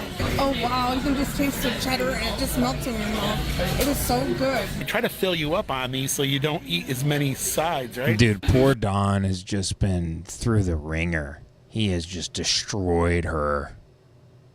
He is making her morph into one of him. That is his goal. When someone is in a relationship with you like this, where they control what you eat, what you do, when you shit, when you piss, how you behave, where you go, the trips you take, they want to turn you into them. It's vampiric. It is the archetype of the vampire. I suck your blood, I drain your life, you become me. In that Paula Deen's signature sweet sauce. We have the yams over here. Looks like they're definitely candied. Yeah, that's a fucking toaster strudel. The broccoli casserole. That is rotten broccoli that they they put a bunch of mayonnaise on it, and they crushed like graham cracker. I mean, it makes no sense. Paula Deen. Looking very good. We've had that The only thing Paula Deen's good at is saying the N-word. That's really good. That's about it. The creamy... And she's really damn good at it. As Russ Cole says, be careful at what you get good at. Mashed... Life's too short. Life's so short, you only get good at one thing. Paula Deen, she's at the top of her class in the hard R. Potatoes. And last but not least, coleslaw. The slaw looks... People are saying Paula Deen rules. Guys, look, I know she rules. She kicks ass. She's awesome. Really good as well. But, you know... And the chicken. Oh, boy. I mean, I think we can all agree this food is for absolute animals. This food is for people with the palate of a raccoon. This isn't, these people aren't... these people aren't. I wouldn't say these are people of the culture. People with. Okay, Dawn. Well, I'm gonna let you go. Ladies first, right? Go ahead and fix yourself a little plate. So, if dude, I mean, you wouldn't. They don't serve. This is. They don't serve this in prison. Look at this. Going for the drumstick. And these people willingly flock to eat it because you can order as much bullshit as you want. Really sweet, right? And yes, I want to eat that. Yes, you got me. You got me. Yes, I want to eat that. Yes, but also, I think if I slapped that slab of meatloaf on the back of my dog's asshole, I'm not even sure they would start licking it. Look at this. I guess there's two pieces together. I'll just take one piece. Someone called it goy slop. Okay. It is goy slop. In there. So yeah, it looks really It's a good way of putting it. From the side angle. All right, just go ahead. I'm tapping out on them. I'm tapping out. I don't know how much Will and Dawn that was, but I hit my limit today. Thank you for making me watch that. I love them too. I love both of them dearly. Thank you, Furl, too. Spartan TV with the 5 says, I am scared of guns and get uncomfortable around them. Ben Avery. Fuck you. Did you clip this? Or is it just, you're just quoting me? Let me see if you actually clipped the video and uploaded it, you piece of shit. No, it's not up. Okay, good. You're just quoting me. I am scared of guns and I get uncomfortable around them. But that being said, if something's going on and there's a cop with a gun, then they make me comfortable. They make me more comfortable than the situation unfolding without the cop having the gun, if that makes sense. But yeah, I've been at parties before where a guy, he's like, "Oh, let me show you something," and then I see him bring down a safe and he's opening it and they start passing like a pistol back and forth. And they're pointing it everywhere. I'm like, whoa, guys, what the fuck? See, these people, they're wasps. They're fools. They haven't been logged in as long as I have. I've seen plenty of gore videos where a gentleman is in his car and he's reassembling his gun or he's showing off his gun in the camera and then it just goes off and his head pretty much in the matter of a few frames turns into a jellyfish.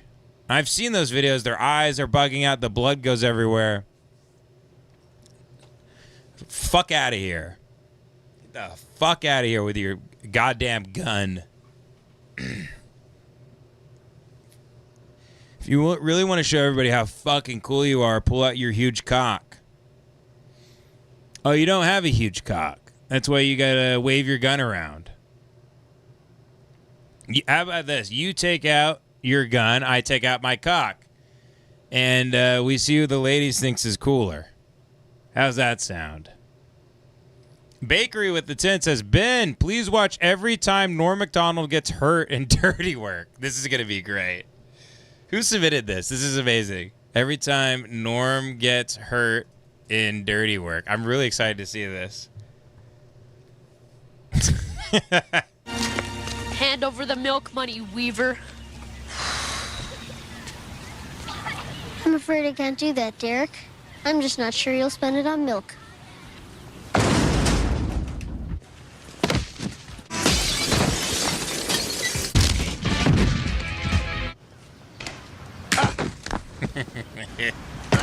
Hey,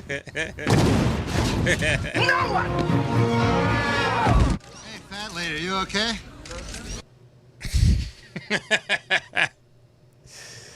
God, I'm due for a rewatch of Dirty Work. Fantastic. Someone says, buy a gun, Ben.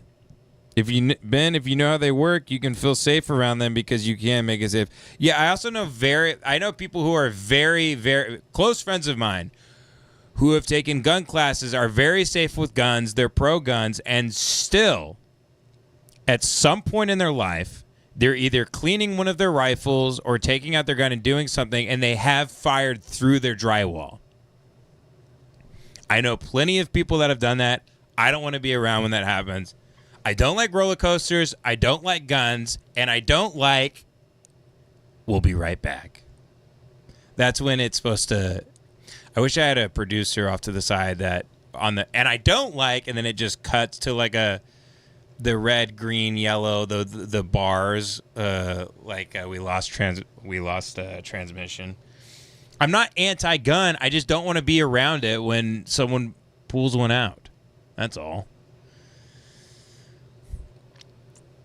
What is it? Is it so bad to be white? Is it so bad?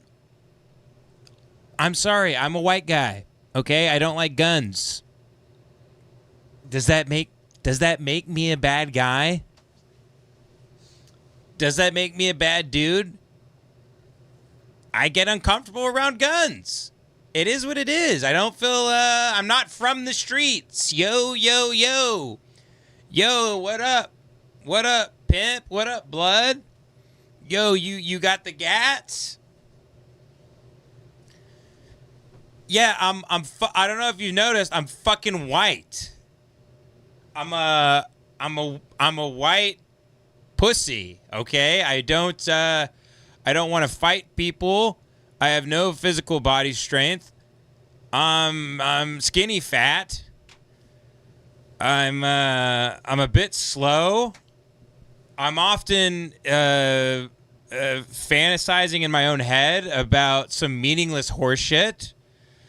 I'm distracted by specials on the side of fast food windows and studying featured items at like Taco Bell. Like I'll be distracted. There could be some guy like loading unboxing a sniper and putting that together, like a sniper that also is somehow a machine gun as well.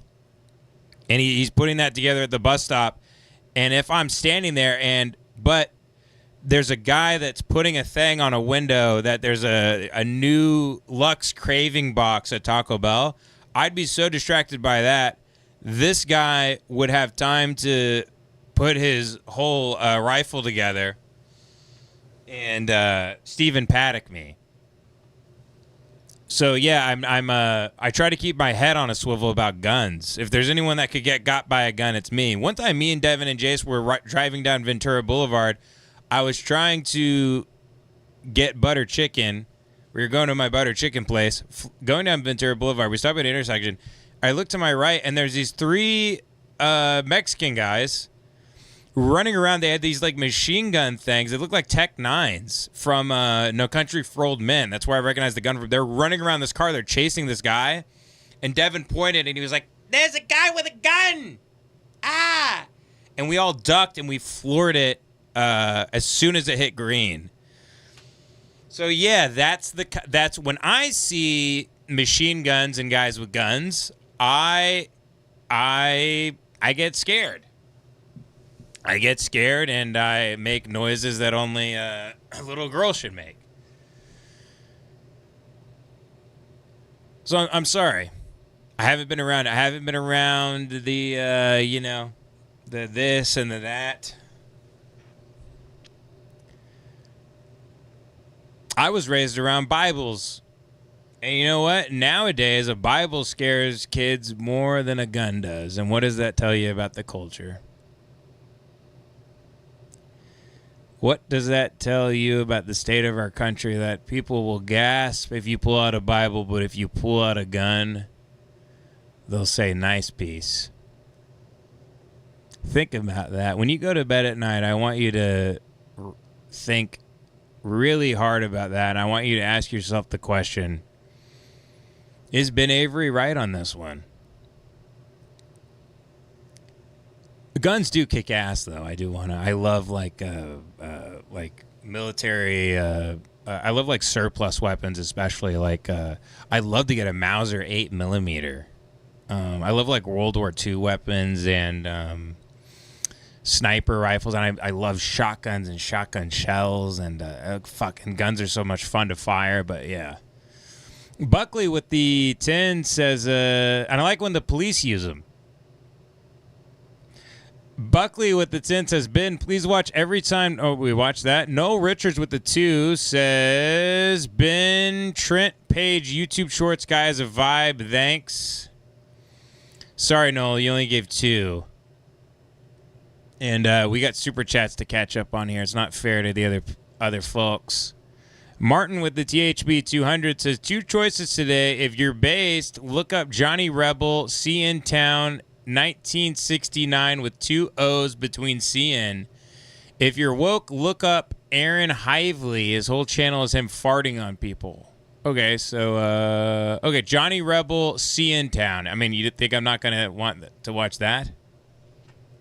Johnny Rebel, CN Town. Okay, here we go.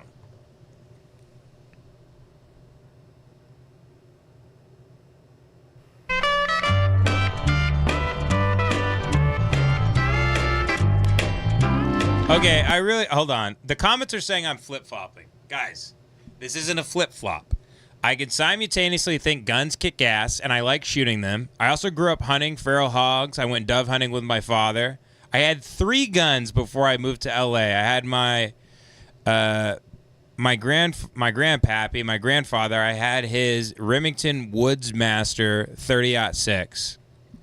It was a semi-automatic. I love that rifle. I think my father still has it because I left it with him. And then I had the first gun my father ever got me, which was a break barrel shotgun we got at Walmart for, I remember it being $95. It was a break barrel 12 gauge that I would go dove hunting with. I accidentally killed a bird that wasn't a dove once, and I remember it falling and looking up at me and shrieking and chirping and stuff, and made me really sad. And I tried to fire at it a few more times to put it out of its misery, and then I kept it just wouldn't die. And I sometimes I think about that and it makes me really sad. But anyway, after that I didn't really go dove hunting anymore because I was like, I don't want to kill. I'm like, it's not in me to kill birds and stuff.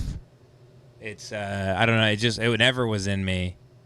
But then I got really obsessed with hunting in college, and I'd go feral hog hunting with a Mosin Nagant that I bought. I loved my Mosin Nagant rifle. I'd clean it, take it apart. I loved getting the cosmoline off of it.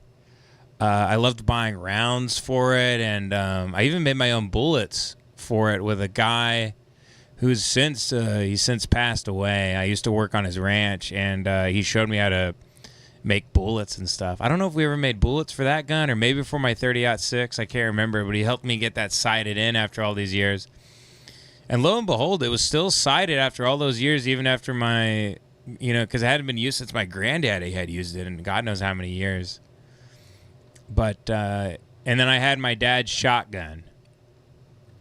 My father's pump action shotgun. It was a Remington. What was the model of it? Is that the... Let me see. I remember it would jam all the time. Remington shotgun pump. My dad bought that shotgun when he was 16, and then he gave it to me. Yeah, it was an 870. I was going to say 870, but I was like, is the 870 the Mossberg? What's the Mossberg model? What's the popular one? It is a 500. 500. Cool. But yeah, I was this Remington shotgun pump action. This Model 870 he had from like 1975. I believe he bought it. I guess he bought it in 77. It constantly broke. But I had to leave when I went to LA to turn gay. I kind of how everyone saw it. I was going to LA to be the world's biggest homosexual. I left all my guns with my dad because I looked up the state laws in California and you couldn't. It seemed concerning bringing them over state lines. It'd be a whole thing. I have to get them registered. And I figured in East Hollywood I wouldn't be hunting any deer anytime soon.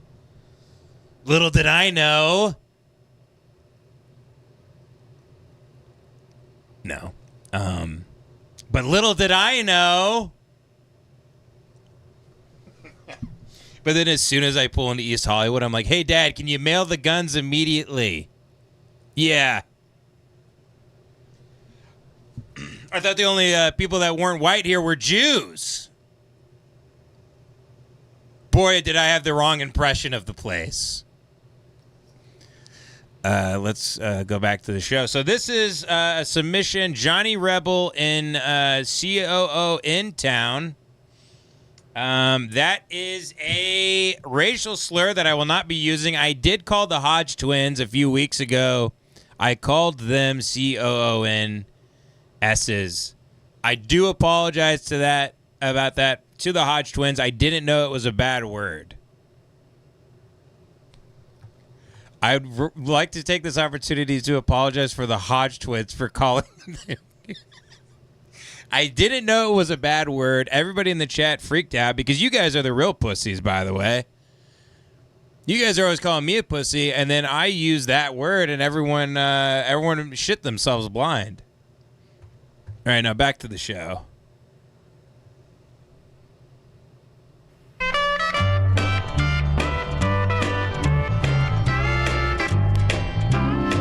If you smell something funny when you walk down the street, you're in Coontown.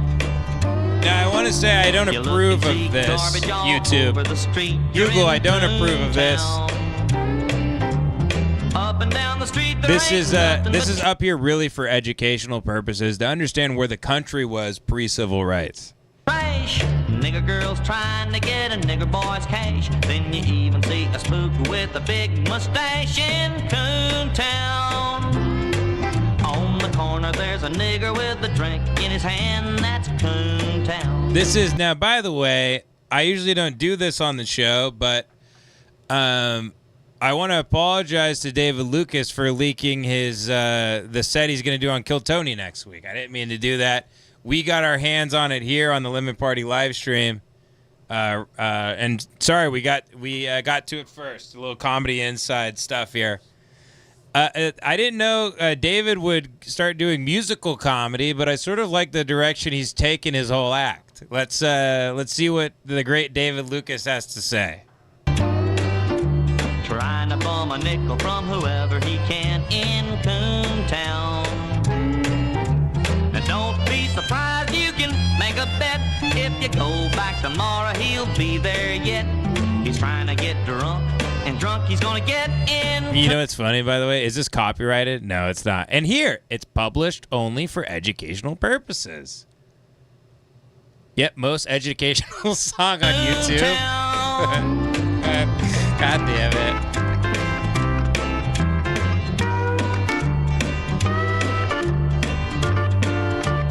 He was, despite his message and stance, and perspective, I will say I do like the tune itself, like the guitar. It has a nice little pika thing going on. Niggers never bother about going to work Jesus. in Coontown. Jesus Christ, man. They seem to think that work is for jerks out of Coontown. Good Lord. He don't do nothing but sleep, and those he don't wake until his eyes are tired of being closed. It's half a day's work for him to scratch his toes in Coontown. It amazes me to see the way they live in Coontown. They do all the taking while we have to give to Coontown. The night man worries, the nigger don't care, 'cause at the end of the month, his check will be there. Every nigger earns his living off the old welfare in Coontown. You know, it's crazy learning about the history of this country, man. Living off the old welfare in Coontown.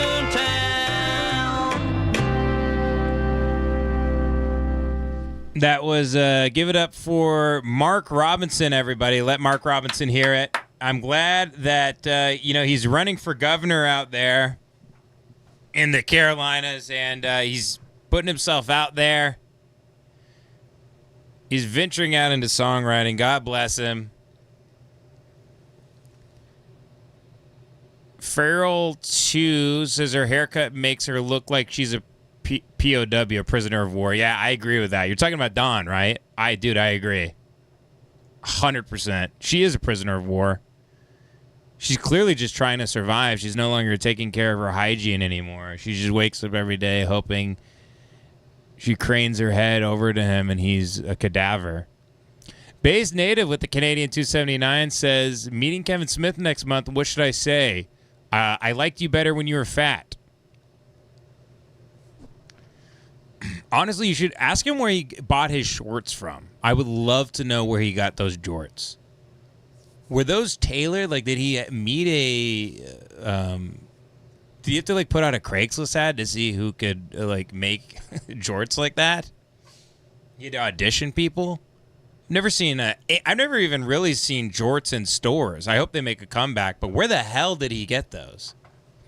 Spartan TV with the $9.99 says, if you're so soy and weak, why do you and J and D fantasize about violence so much? You know nothing about violence and have no capacity for it. Yeah, I guess you got me there.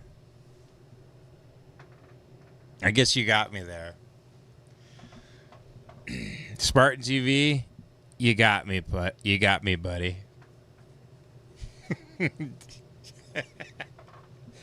I guess you got me there. I've never murdered anyone, so I guess I'm full of shit. I've never actually killed anybody, so I've never put my money where my mouth is. I'm not in a federal prison. At Moto 388 with the $9.99 says, Benny, FPS Russian almost dies wild gun content.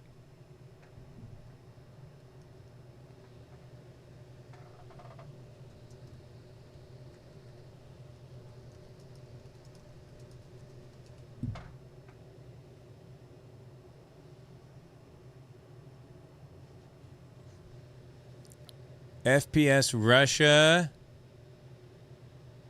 almost dies. Okay.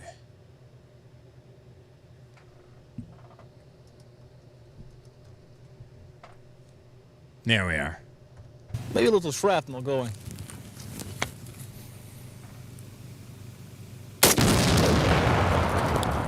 Jesus. Did he fill it with a tannerite and propane tanks? What was it?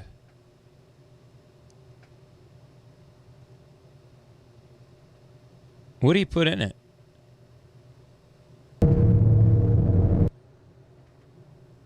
Maybe a little shrapnel going.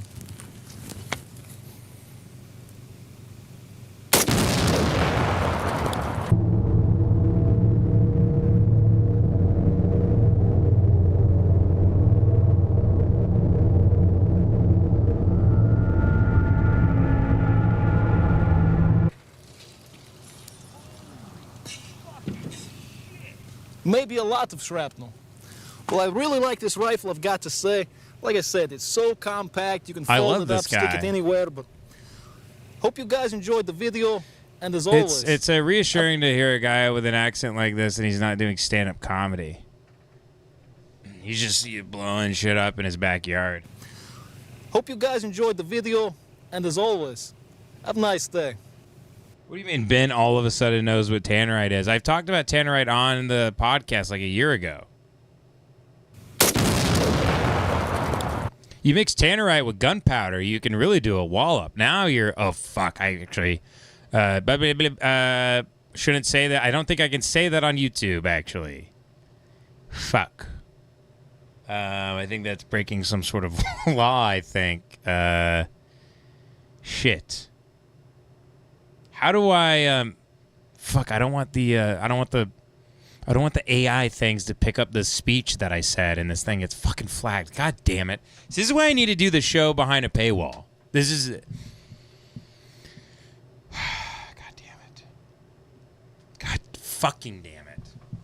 I'm education. It's not educational purposes. I was joking. I wasn't saying to mix those things and stuff and blah, blah, blah. Let's move on with the show.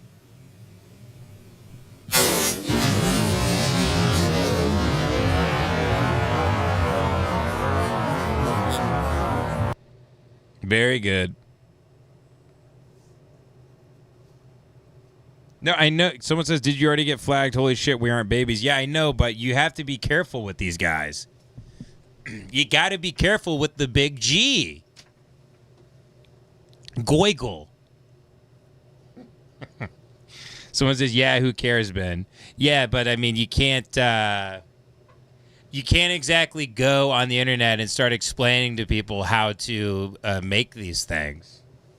I don't know if you guys are aware how that works, but look, I know I'm probably fine, but definitely was maybe the biggest slip up so far.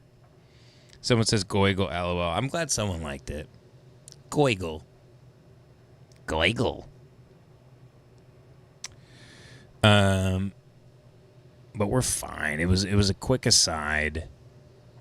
My friend used to go on tour back in college, and he got blue screened by the FBI because he started going on tour and downloading like Communist Manifesto stuff.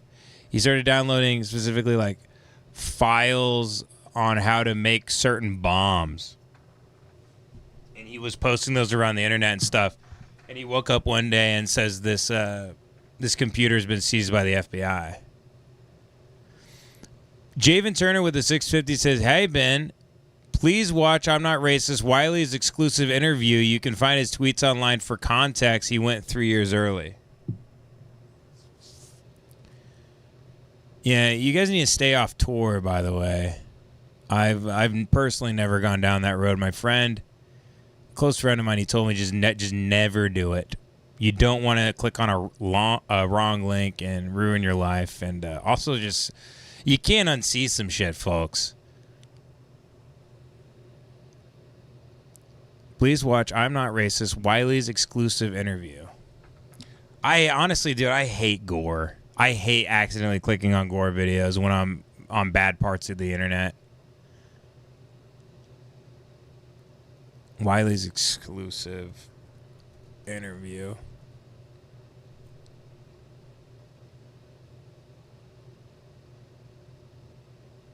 Okay.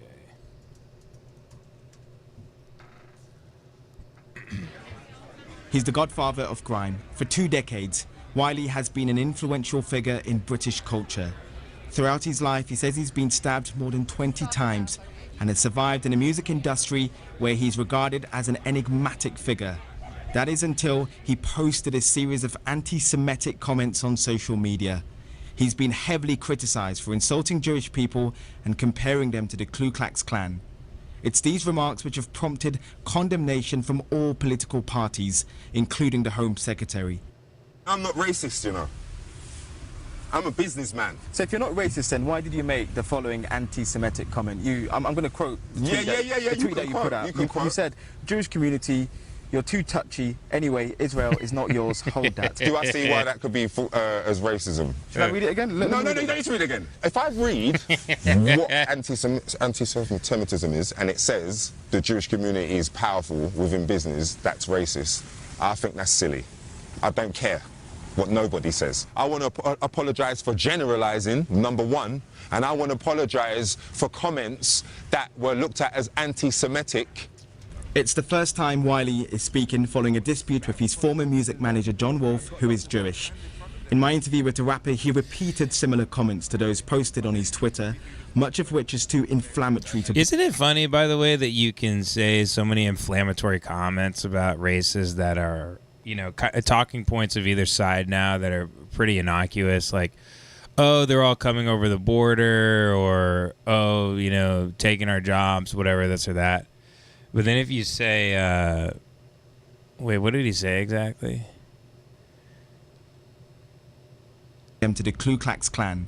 Wait, he said he loves the Ku Klux Klan? He's been from all political parties.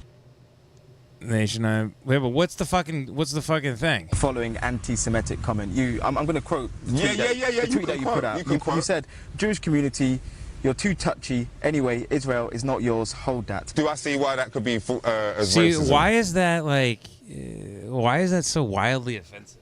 It's like the most innocuous statements about the. It's really incredible. Minutes later, he also said this. The music industry, batch of people I'm talking about, they're the ones who get to benefit from it. That's what this is all about. It's systemic racism from their side. What do you think? The system and that man and a community of Jews. I will not stand for that on the stream. But I will say that this man, everybody look into this man right here. Wait, who's this? That's so funny. This man. Jewish lawyers and thingy have made me feel that way. Yes, they have. They've made me feel that way. And a community of Jewish lawyers and thingy have made me feel that way. Yes, they have. They've made me feel that way. Not anti-Semitic. They've made me feel angry and upset because they are showing me the systemic racism and privilege that they're allowed to use on us. His remarks are self-defeating, and even though he denies being a racist, Wiley is still struggling to understand why his comments have now led to a police investigation. A police investigation? There are people who believe that your tweets are vile and offensive. What do you say to those fans who may take your word and then go on to incite hatred or commit violent acts against Jewish people? Well, if you've never seen me commit a violent act towards Jewish people or Jewish community... But what do you want to say to those fans who may misinterpret what you've said? Well, what do you mean what I want to say to them fans? When they watch this, they'll realise what has gone on, won't they? Yeah, but what do you want to say? You know, what do I want to say to someone who is part of Slam Dunk Eric says, I love that every dumbass says systemic racism every other sentence now, brother. Community. Preaching. What do they want to say to someone who's part of mine? To your fans who may take your comments. You know fans? Fans are fickle. Don't wind me up. I'm 41 years old. It's not like I got all big bag of fans. Allow it. I'm not Dave. But you've got followers on No, Twitter, don't try it. I'm not Dave and that. I'm not current. Like, you know what I'm trying to say? I'm 41. Wait, and this is another brother coming at him? Come on, man. You guys don't have solidarity over there? I thought it was a white guy End of my career rather than the beginning. The offence and outrage of the rapper's remarks has left the Jewish community demanding action. The alarm and offence he's caused is unimaginable, and he's clearly not sorry whatsoever. This is a man also with 500,000 Twitter followers. He needs to be charged with incitement to racial hatred. He needs to face the full force of the law. Seen here with Prince William in 2018, Wiley was awarded an MBE for his services to music. There are calls for you to be I don't even know who this guy is, by the way. I've never had that in my possession except for a picture outside Buckingham Palace. Everything that gets done is for John Wolfe. I ain't got an award or a plaque or nothing. I ain't got nothing in my yard to show. John Wolfe's got the MBE. I've never had the MBE. It's framed in his house. Now, who was the MBE for? Really? Don't think that I was sitting there like, oh, where's my MBE? I need my OBE. This is the most animated I've ever seen an English guy, by the way. No. A spokesperson for Wiley's former and, manager, he's black, John Wolfe, which probably says the rapper's MBE has been framed and is waiting for him to collect. Wiley's Twitter and Instagram rants have coincided with the Black Lives Matter movement, and among campaigners, it has created a discussion. I definitely think why these tweets are dangerous. I do think they could incite violence. Slam Dunk Eric just commented something that made me laugh. If you read it in the British voice. Yeah, I'm not going to say it, though. From first hand, like how this stuff trickles down and stuff online crosses over to real life, because it's something I've suffered, and it's something that, you know, I tried to show solidarity to the Jewish community, and I said, I'm really sorry for anyone triggered by this, and, you know, it's pitiful. It's really pitiful. Wiley has now been permanently banned from Twitter, and other social media companies are also considering banning him forever. Are you kidding me? His reputation has been badly tarnished, and it's hard to see how he can recover from this. Noel Phillips, Sky News. God, what a fucking tragedy. The guy seemed pretty damn eloquent. He didn't seem hateful to me. I guess I gotta look up his tweets now. What's his name? Wiley? Racist? Grime star Wiley. His name is just Wiley. He's likened Jews to the Ku Klux Klan, it says here. Shut up. Wiley, the chart-topping grime rapper and producer, made anti-Semitic comments on Twitter, including a statement that places Jews alongside the KKK. In a string of tweets on Friday, he said, "Listen to me, Jewish community. Israel is not your country. I'm sorry. The Star of David, that's our tang. Some people have gotten too comfortable on lands that don't belong to them." He also wrote, "Israel is ours," apparently referring to the black community, later referring to his comments as Black History Lesson for today. Class is in session. Dr. Yakub is speaking. That Jewish people control business interests in an incendiary comparison with the KKK. There are two sets of people who nobody has really wanted to challenge. Jewish KKK, but being in business for 20 years, you start to understand why rednecks are the KKK and Jewish people are the law. Work that out. If you work for a company owned by two Jewish men and you challenge the Jewish community in any way, of course you will get fired. He later rejected the charge of anti-Semitism, saying, "Forget anti-Semitic racism is racism, and you can't hide the fact that systemic racism exists and it wasn't set up by us." Yeah. Anyway. You know, I wager that, I could teleport to the end of my life, and I bet articles like this will still be published, and we'll still be having arguments about the same old J shit. That will always, I hope everybody has a long, full life of Holocaust debates, because that looks like what's in store. Comes around like the seasons, huh? The spring is Black Lives Matter. The summer is transgender rights. The fall is Holocaust debates. And in the winter, you hope to just get really drunk and that the internet goes out, so you can just whack off to a nudie magazine you found in your cellar. That's the most you can hope for. No, I'm joking though, folks. We're having fun. we're having a good time. But release Wiley, free Wiley. That's bullshit. The guy's just having a damn good time. He's having a good time. He's speaking his truth. Everybody's trying to silence him, and it's a load of horse shit. Spartan TV says, "Hey Ben, it's all love. It's all love. You know that. It's all love, you know that. Please watch. Man loses leg after shooting lawnmower filled with tannerite." Yeah, I watched this. I showed this to Jason Devin on the podcast. Man, it's a great video. It's so funny. I love this video so much. It's so funny, man.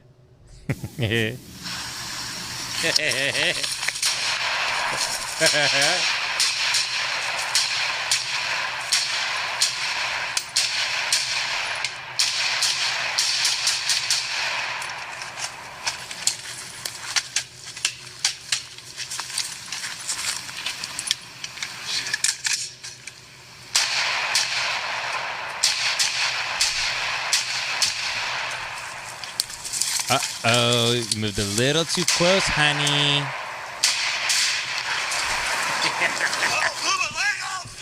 Oh, shit! Oh, fuck! Oh, fuck! Oh, man! Well, I'm doing that one more time. Oh, move my leg off! Oh, shit! Oh, fuck! Oh, fuck! Oh, man! Oh! Oh, I blew my leg up! Oh! Oh, fuck! Shit! Oh, fuck! What's he gonna do? Fucking... What's he gonna do? What's the guy... It's not the most reassuring thing when your leg gets blown off and the guy you're with goes, oh, fuck! Shit! Oh, fuck! And he's gotta, like... What's he gonna do? Take it, like... Fucking push it together, and then what? I mean, what the hell? I mean, if I'm around you and you blow your fucking leg off, I'm like, I guess I'll get on my phone and call. I'll get on my phone and Google friend blew leg off. How save leg. And then I have to scroll on message boards and like Quora for a few minutes until I figure out I need to call 911. Let's see here. We're getting to the end here, I think. I'm telling you guys, I have more energy now. I'm streaming like crazy. We've been on here for a long, long time. Potato with the $2 says, I'm trying to bring back the insult pickle sniffer. I like that. I'll try to bring that back on the podcast. Pickle sniffer. That's pretty good. Pickle sniffer is actually pretty funny. I really might try to add that to my repertoire.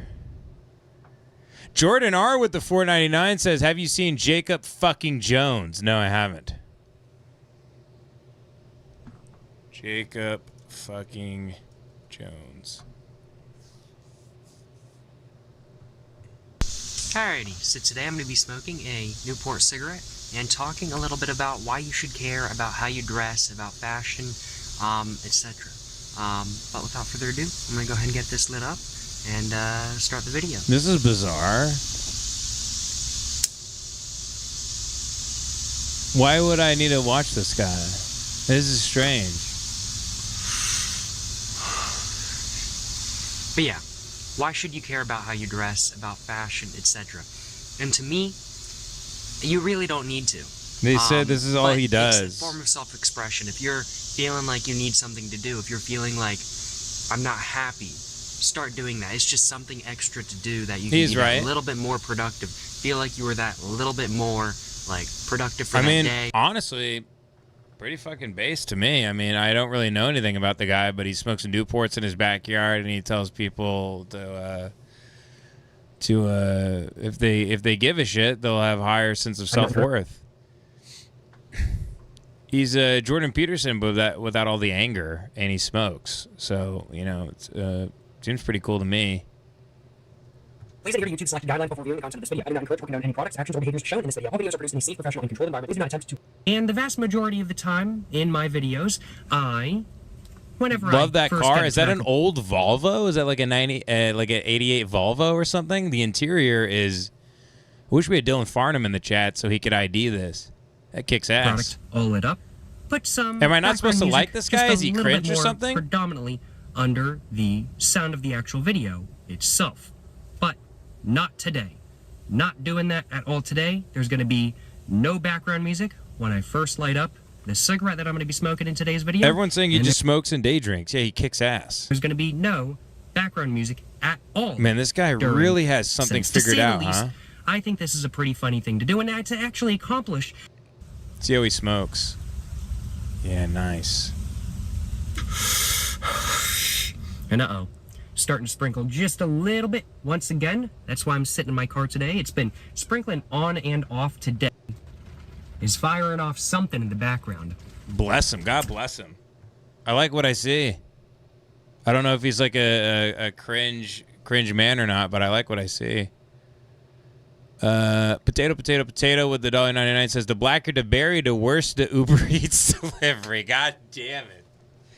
I really should read the comments before I read them out loud. But God, very, very good. Potato, potato, potato. God bless you. Shoop Delawhoop with the $4.99. Shoop Delawhoop with the $4.99 just didn't say anything. Just says one. Thanks, buddy. Thanks, Shoop. Oh my God, Steve H says really appreciate the stream tonight. Thanks, Ben. God bless you, Steve. Yes. Oh my God, my man Steve H. He kicks so much ass. Yeah, I went pretty long tonight. I was feeling it. I want to do longer and longer streams. I love doing these. They're a hell of a lot of fun for me. I have more energy, feeling better. Guys like Steve, fuck yeah, I love Steve H. Fucking man. If I ever meet you guys in person, tell me, because I remember your usernames. Please tell me your username and give me one of these. By the way, and Steve H., God bless you, my friend. Thank you so much. Let me see. I think I'm going to do a Ben and Friend show at the Velveeta Room in Austin, Texas. It's a last-minute show because I'm going to Texas to fly back with my wife. I'm going to be in Austin for like 3 or 4 days. I hope I can hang out with like maybe I'll do Stuff Island or something. But I'm doing a show at the Velveeta Room. I don't think there's tickets yet because they haven't put them up yet. But it's the Velveeta Room, Austin, Texas, 10/10 at 8 p.m. So it's October 10th at 8 p.m. Be on the lookout for that. It's a Ben and Friends show. I'll probably have like Gardini. I'll ask Matt, Tommy, Chris. I don't know who's in town because I know they're doing stuff with tires and everyone's busy. But that should be like a fun. I don't think it's a very big room. I think it's like 65 seats, so it'll be a small, intimate thing. Which I'm excited about. God bless you guys. And yeah, Stuff Island is in Austin. Yeah, they moved to Austin. It's so funny. I was talking to Tommy. He's like, I'll never fucking move to Austin. And 2 weeks later, he put me and Devin in a group text. He's like, hey guys, I'm just letting you know I'm moving to Austin, and he was asking us he's asking me some questions about the city. There's so much stand-up to do and so much production stuff, and it's dead here. I mean, I have enough of a following and followers to get in at the Improv. I've been told by people that work there, and start getting spots there. But other than that, there's really no shows to do here. So I feel like I've done 5 sets in a month since I've got back. So I feel like I've kind of got the rust off. I'm having more fun just improvising and dipping into material if I have to. But the last set I did opening for Pendejo Time at the Virgil, that felt really fun and loose, and I was improvising about the Costco guys and killing the president. It was a really, really fun set. It felt like almost like I don't know. It felt closer to like podcasting or whatever. It's more fun if I don't have to go into material. I like the surprising myself, staying in the moment, and trying to like find the funny thing. But I wish I had access to more stage time out here, but I just don't unless I need to get like a good 15 minutes of like actual material together, and then try to get in at one of these clubs so I can start stretching my legs a little bit more. But I'll be in Austin on the 10th, so come out to that once tickets are live or whatever, or maybe it'll fall through. I don't know, because I had something lined up at the Creek in the Cave, and then that fell through. So the Velveeta Room it's a club. Doug Stanhope shot a special there. I don't really know much about it. I know it's one of the original clubs in Austin beside Cap City, and it's down the way from the mothership. So God bless everybody. I think Steve H with the 50 says, really appreciate the stream tonight. Thanks, Ben. Steve H, I just wanted to read that one more time. God bless you, my friend. And last chat here of the night, Jordan R with the $4.99 says, how much weight does self-pleasure have on you? How much weight does self-pleasure have on you? Are you saying, like, how much do I like jacking off? I'm kind of confused by the question, to be honest. How much weight does because someone Hey, Jordan, can you explain yourself? What do you mean? Do you think, is it about jacking off? Jordan says yesterday, yes. Oh, it's about jacking off. Yeah, I mean, what's better than jacking off? Very few things in life beat beating off, but like anything else, it can lead to, it can become a destructive, sad, empty, painful thing. And, the more you jack off, the less you can really satisfy your partner. If you save it all up for your partner, then you can really, you have more vigor and prowess and power. And you can really go in there and just explode like one of those things you have at a party when you pull the string. That's what your penis can become if you allow yourself not. But obviously, just like, I mean, if I just stood up and went in the bathroom over there and just, 120 seconds later, if I was just ripping my rope and I just blasted cum all in the toilet, and I don't mean to be crass on the show or whatever, because but if I did, yeah, that's awesome. It's awesome to come and jack off and rip your shit. When you're a new father and you're married, that doesn't, you don't really, there's no real way to jerk off anymore, so it's just sort of kaput. It's sort of done.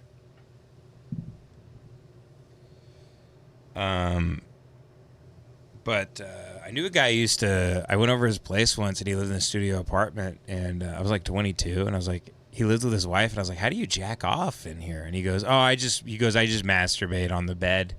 I was like, really? He goes, yeah, she just like walks in, and I have my laptop up, and I'm watching porn, and I'm masturbating, and she's like, hey, and like, I turn, and I go, hey, and she like puts her purse down, her keys, and she just starts making eggs as he's listening to porn loudly. He's since divorced, but I believe, it's not my Christian belief, it's not my traditional belief. I just think a couple has a better relationship and marriage if the man isn't watching pornography. Jerking off is one thing, but watching pornography, it's if you pour all your love and your lust and your fucking, so you can really just fucking, be a fucking animal down there. That's how don't you want to please a woman? Do you really want to just beat off your whole life and not really know what you're worth, what you're really capable of? Come on, man. Put your cock away. Zip up your fly and be a fucking man. Save your seed for the women. Don't spill it on the ground like a Philistine. Don't jerk your shit like a monkey at the zoo. Put it in a pussy. Or her ass or her mouth. Don't do that. Put it in her pussy. It feels the best for her if it's in her pussy. This is what I've gathered. I've sort of put A and B together with that. But, Rat's Nest with the 5 says, what disability do we need to give you to get you on Kill Tony? Buddy. I mean, if someone sees me in Austin walking down 6th Street, if you could just hit me with like a box truck or something. If you could kind of hit me with a city bus the way Will Ferrell gets hit in that movie where he hears voices in his head. What's it called? It's the one about the gay author and stuff. I kind of like that movie, actually. I forget what it's called. But yeah, if you could hit me with a city bus, if you drive one in Austin, Texas, if you could hit me, that'd be great, because I would go on Kill Tony and start selling out club weekends within a few months, and I'd also get to go on Danny Brown's show, which has always been a dream of mine. I actually like Danny Brown, by the way. It's just very funny that we got in a huge fight once. I hope he doesn't remember that. But I like that song, Grandma Hips. Anyway, Rat's Nest with the 5. What does okay? Read that. Jordan R with the 4.99 says, "Grown man shit. Thank you very much for being the man every single day." God bless you, Jordan R. Thank you so much. Thank you. I needed to hear that. That's grown man shit right there. And fellas, some people goon so much they love to jerk and rip their hog so much they would disagree with me, but they're blinded by the smut. They're blinded by the semen mist in their room. Now, you know, I mean, if you don't have a lady, then it's another story. I get why you'd be drowning in the pussies on the screen. It's tough, man. It's tough out there. But you know, if you you know, women can smell cum on you. So that might be one of the reasons women aren't showing interest in you. If you beat off all the time, you have like no real libido or drive or like glimmer in your eye, and then you also like reek of cum, and you carry yourself a certain way. I don't know. If jerking off got you to here and you're not happy, maybe give it up for a while. I think that's fairly safe to say. I think it's fairly safe to say that it might not be the rule to live by, you know. So anyway, I love everybody. I guess that's the end of the stream. I feel like I could go for another 3 hours, but yeah, I guess that's it. And then the other thing is, yeah, like I said, I'm building out a website. If you guys do have ideas for how you think I should do that, I'm thinking of doing it with Discord, where you sign up, you get in the secret Discord. The Discord is the chat that pops up on the screen, you know, over here. Do away with YouTube chats completely. Figure out another way to do submissions. Have a membership thing, but then make the submissions much cheaper, so there still is a way to gatekeep, so it can't just be spammed. I don't know. I'm trying to figure out a way to do it. And I also want to do a free show every week and I also want to do a private show just for members only. I want it to be on my own website so we can be very unrestricted and do whatever we want. I want you guys to be able to like buy merch for it, that like if you buy a shirt, you know, you get like a free month of the show.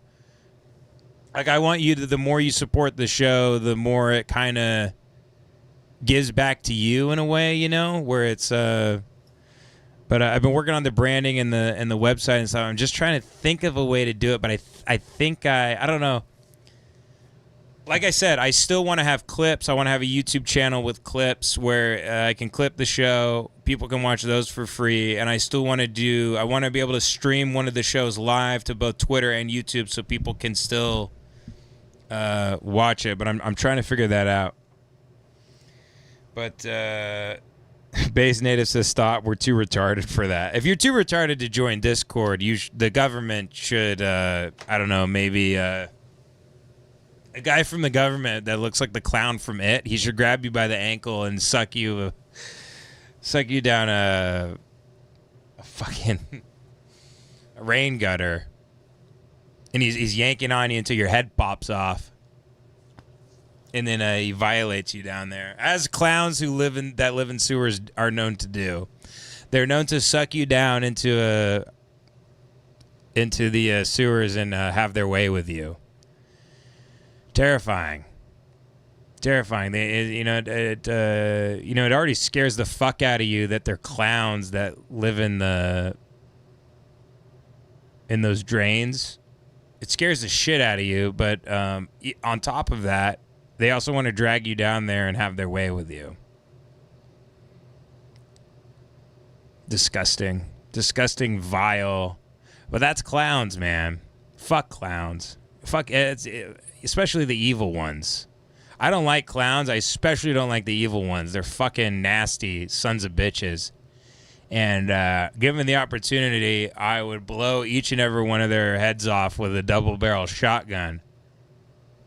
I can tell you that for sure. I would kill each and every evil clown with a shotgun. Double-aught, no birdshot, double-aught, buckshot in there, the big BBs. I'd fuck them up real bad. Rat's Nest with the 2 says, call it Mug Club. That would be very funny. I should call it Mug Club.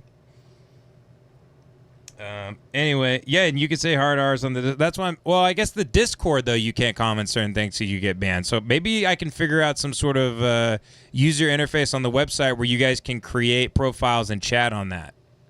Maybe we'll do something like that. I don't know. Let me talk to the people that are building it, see what I can do. They're going to build something custom for me. Obviously, because they also want to like move lemonparty to a website, but we're happy with being on Patreon right now, even though they take a way bigger cut than what these people do, and they also fuck you with platform fees. Again, I'm very happy with lemonparty and everything. I'm not moving it everywhere, but they're helping me build out a website, especially in the hopes that eventually I'll move lemonparty to my own private site, which I guess as things get crazier, who knows? But for now, Patreon seems totally fine. Even though the website itself kind of sucks dick. But anyway, guys, that's been the show.